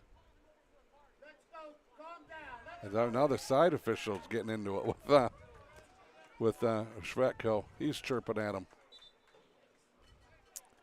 Love to know what they were saying. Swearing at each other in different languages. Right. Probably wouldn't be able to mic that. No, probably not. 82-18, no score. Boban Kenkar with the ball for he's calling out his goaltender, Cable. He's going to have Cable kick it into the Muskegon zone. Yeah, one more attacker. 82 minutes into this, 82-30 into this game, no score. Header comes down to the corner. This is McAvenue for Cleveland. Went out of bounds. Corner kick here coming for Cleveland. Corbin McAvenue over in the corner. It looks like it's going to be Brennan will get to the ball. 82-57. So coming up on 7 minutes with the running clock and then the extra time thrown in. Yep. You know, Cleveland's got to go the rest of the way here with just the players that are out there. Yeah. They had one sub and they used it. Man, these guys, just incredible shape, these young men. Kick over the middle and it's flagged down. Daniel Morgan, great job. By the 17-year-old. Yep. Wonderful job by Daniel Morgan. Gets it up to Bentley. Over to Taka. Bentley gets it back. He's going to kick it over to Baroni to Bentley. To Baroni. Midfield, 83-38. Muskegon trying to get something set up offensively. This is Bentley. Works it down to Alex Belcastro. Belcastro has it on the pass from Baroni. Belcastro, fancy footwork, left side out in the middle, kicked away by Cleveland. Good centering pass. Couldn't quite get there, though. Nice idea. And now this is TJ with the ball. Or that's not TJ, that's Kurtz. It gets it eventually out to Esquivel. Now it's back to TJ. Yep. To Taco. Taco gets it back and going to dump it down. Got a man here. That's May trying to go in. And, boy, getting in the way, playing some tight defense there was number 8 for Cleveland. That's Naguki. Yeah, Naguki, Alec Naguki running right beside him. Really good defense by him. 84-33 left. 84 minutes left. We're going to be into the game. Yeah. We're going to send Jesse to McDonald's, not just to get a Snickers bar if we're going another 84 minutes. Well, with overtime, you never know.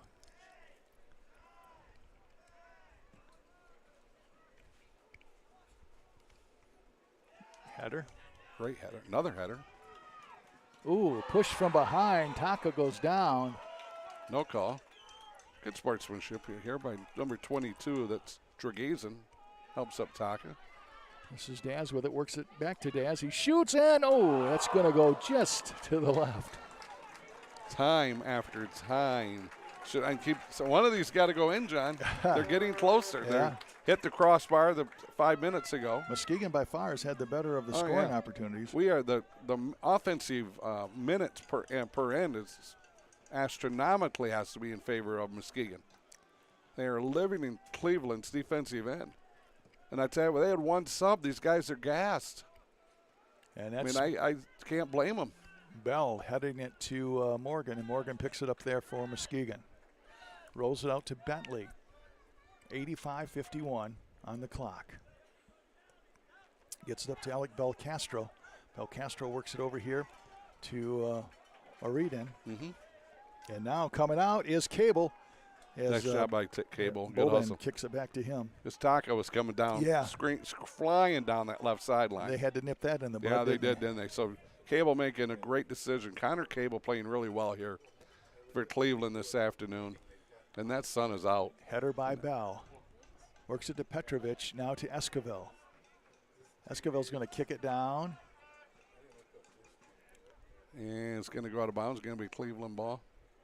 Really impressive. Like I said, you know, we are learning this game kind of this weekend, and just cannot rave enough about these players and how hard they work out there in the sun and the heat. Great conditioning. And, you know, you got to condition year-round for a sport like this. Got a foul called. It looks like on Cleveland. Nope, it was on Muskegon apparently. Cleveland kicking the ball in. You know, and Cleveland's got one sub, so really, really impressed with Cleveland, their conditioning. Right. Coach has them ready to go. They're giving everything they have. Comes the attack from the left side. This is shot. Yep, shot on goal. Yep. Morgan has it. Daniel Morgan, tell you, was really settled in here nicely as a 17-year-old. Just graduated high school and got off to a shaky start on Friday, but he has not. He's been unscored on for all but 8 minutes of the first half. The first half. He hasn't been scored on since on Friday night. Penalty, and it's going to be Risers ball.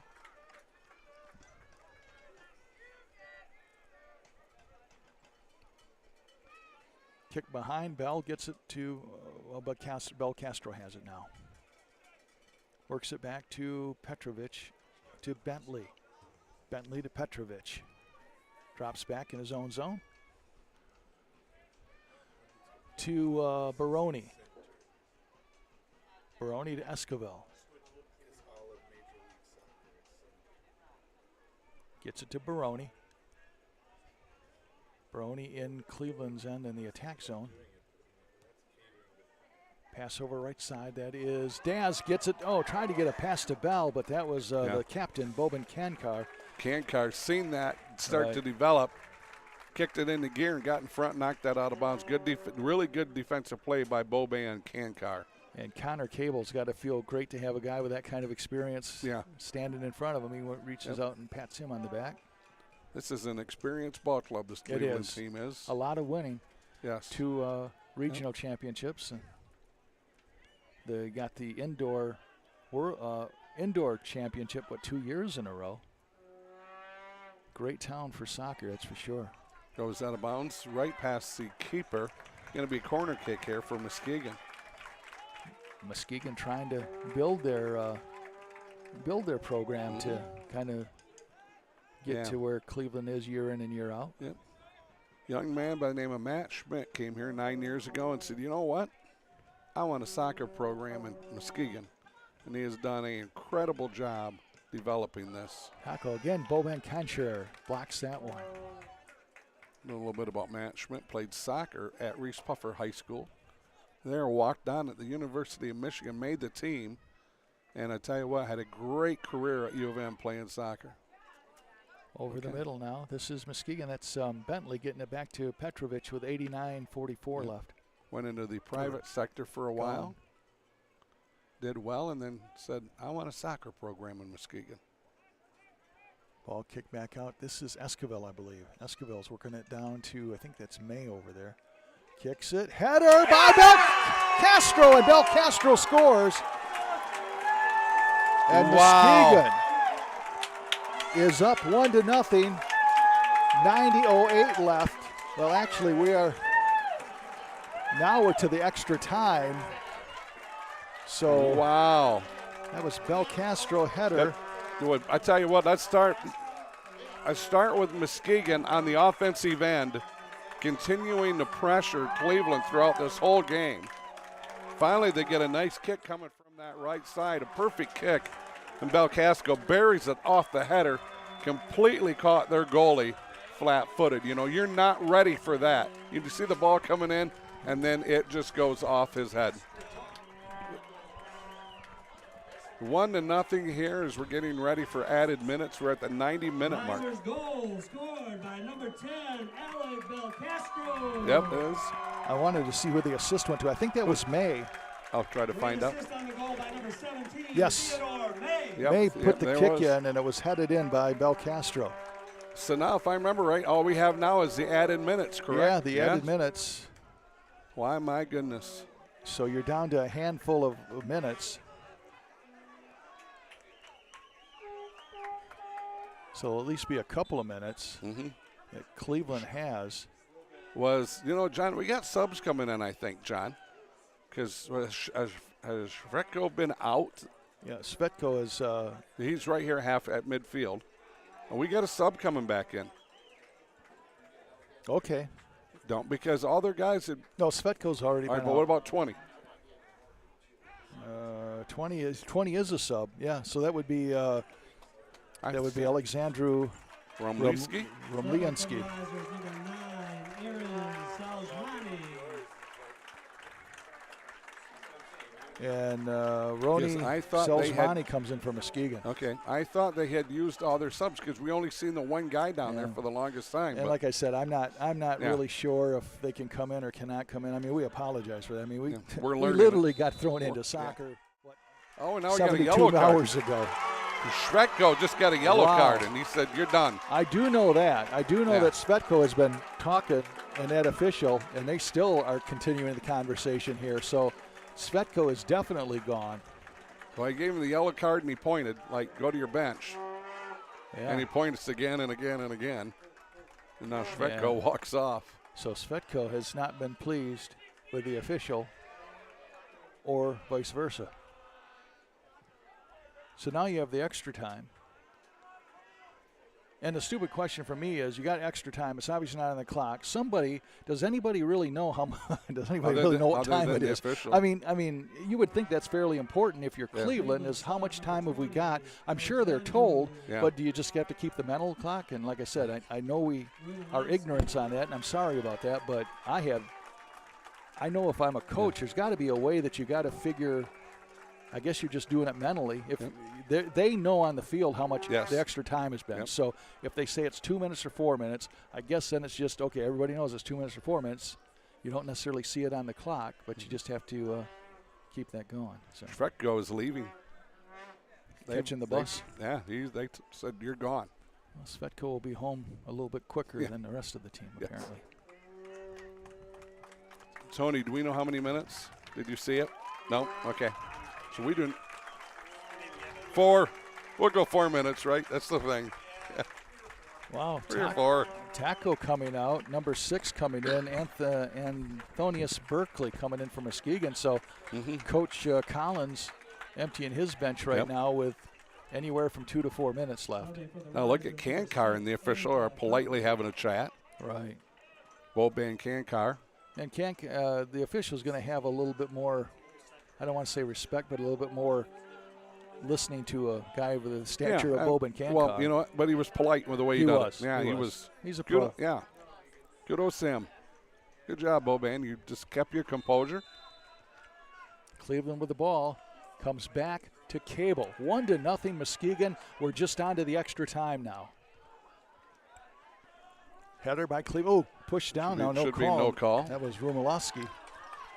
And back comes Muskegon. This is going to be Silzmani. Roni Silzmani is pushed down, and there is going to be a yellow card on number 23. Tregansen gets it. And that was deliberate. I mean, that was a deliberate elbow up in the face. And here comes the trainer. Here comes the trainer, Mercy Health trainer coming out.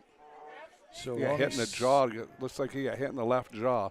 Roni Silzmani just got into the game, and now he's going to be coming out, it looks like. The officials may say they want him to. I don't know what's going to happen. The official's on the move, yellow card, a red card. So there's been another player ejected for Cleveland. Oh, second yellow. Okay, so, second yellow. Yeah. That's probably what happened to Svetko, to be honest with you. That's number 3 for them, No, correct? not- No. Oh, my bad. Never mind. No, but it does look like 3, but when he turns his back. We need a quick glance at it sometimes. Right. Yeah. We'll figure out who that is as soon as. Trying to get a number as you watch. They don't have a 1. Yeah, they do. They at corners it. Oh, it's 10. It's going to be Schmidt. Okay. Jonas Schmidt. So we're into the extra time. Muskegon's up 1-0. Muskegon will have the ball as they are in the Cleveland attack zone. They are minutes away from advancing to the and they're playing next a man. week. They're playing a man down. Should be playing a man down, I believe. 1, 2, 3, 4, 5, 6, 7, 8. Two men down. Two men down. So 2-man advantage for Muskegon. Let me see. Not my Gazintas. Right. I'm going to blame the post. So this was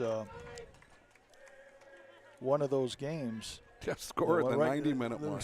Yeah, exactly. Scored at the 90-minute mark. The header by Belcastro from the great kick in the corner by May.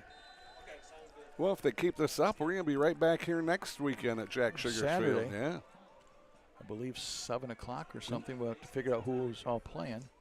This is Petrovic. And that ball just sails out of bounds. You didn't want that. You wanted to keep it in the field of play. Don't want to give Cleveland any chances at all. But you also want to play offense and defense at the same time. Header by Cleveland trying to get it in the Muskegon zone. Muskegon playing with a 2-man advantage in this as well. So everything's stacked against Cleveland at this point. Kicks it down into the Cleveland end. Yep. Just kind of dump and run right now. It is right now. You're playing just great defense. Kick it where they're not. Every second so valuable. Cable with another long kick, the keeper. And this is Daz kicking it high for Muskegon, and he'll kick it out of bounds. Still going to be Cleveland ball. Cleveland will have it near midfield. They shoot it back into Cable. Cable left foots it high. Header inside the Muskegon zone, but comes back to Muskegon. Wide open here on your left. There you go. That's Belcastro, and that is the game. Coach Collins gets the water bath there. And Muskegon wins this one 1-0 in wild fashion. It literally, the winning goal is as regular time ran out at 90 minutes on the shot in by Theo May and the header by Alec Belcastro. And boy, your heart's got to go out to this Cleveland team. They played their heart out. I mean, they played the entire whole game. I mean, you are literally to where you're going to have the extra time come in. Both teams played so well today. Kudos to Cleveland. You come in here, you got, I think, one sub. You got to go 90-plus minutes. Right. Cleveland played a great game here today and going to head back. But tell you what, it still have had a really good season for Cleveland. Sure have. I'll tell you what we will do. Do we want to take a timeout and then come back for the awards, or do we want to keep it right here? We want to keep it right here? Okay. Do we want to do the award ceremony? We're having a high-level meeting right now. Billy, what do we do? Billy? Billy so says keep going. We will keep it here. They'll have the presentation of the trophy. And then Muskegon, because they are now the #1 seed after the loss by Jacksonville, they will host next week right back here. Now, will they play 2 or 1 next weekend? It'll be just the 1. Just the 1? Yeah, and then they would play, I believe, on August. Again. If they win again, they would host again, and that would be August 6th for the championship, from what I understand. Gotcha. And it's amazing how little I do understand. So, I could have made all of that up. I have no idea. Talk about this is the ultimate by the seat of your pants. We will be a little bit more prepared for next weekend. We'll have a week to find out. Don't make any promises we can't keep. Yeah. Right. But, yeah, we will try. We have a little bit more time to prepare.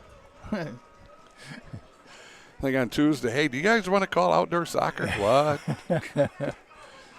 But, boy, what a Muskegon, again, just in the league, literally, I think this is the first year they were in this particular league. Yeah, the NPSL league. And, yep.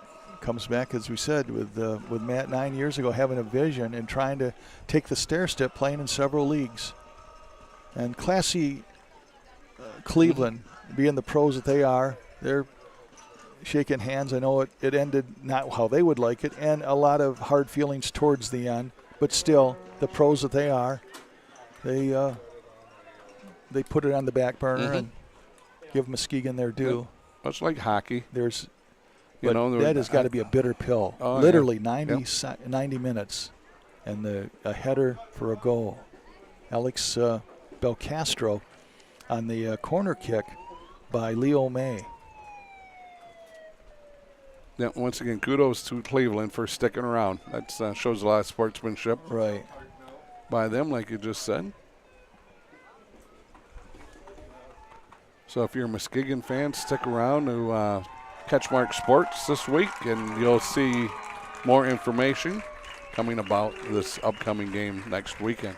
Kudos to head coach Stuart Collins and his fine assistant Dean Muckle, building this club, using their contacts, international flavor, much like Cleveland themselves. Of course, they've been around a little while longer, but Muskegon, one of the teams, an up-and-coming team, and we've talked about the story of the 17-year-old netminder who has now not let a goal in 90-plus minutes. Added actually more than that because you had 45 to that, and we're getting in higher numbers than I can count. But ever since ballpark 140 minutes or so, 150 minutes in that region. Yeah, the final goal he gave up was with 8 minutes and something left in that game on Friday. So the young man from Holland Christian, I believe, was it?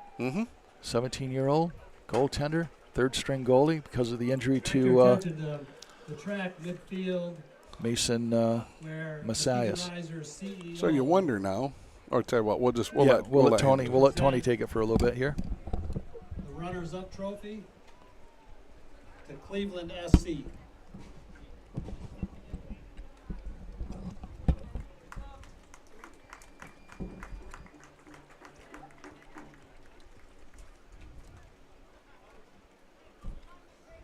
And now the championship trophy.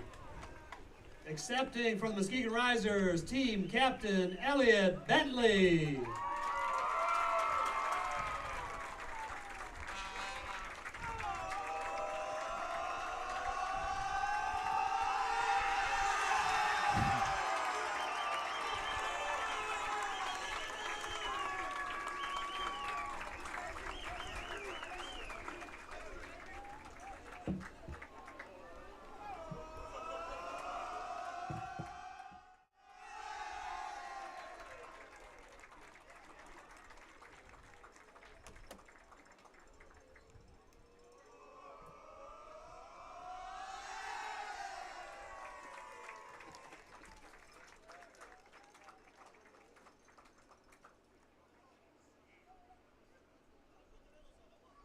Now getting the team picture, and something that they will cherish for a long, long time.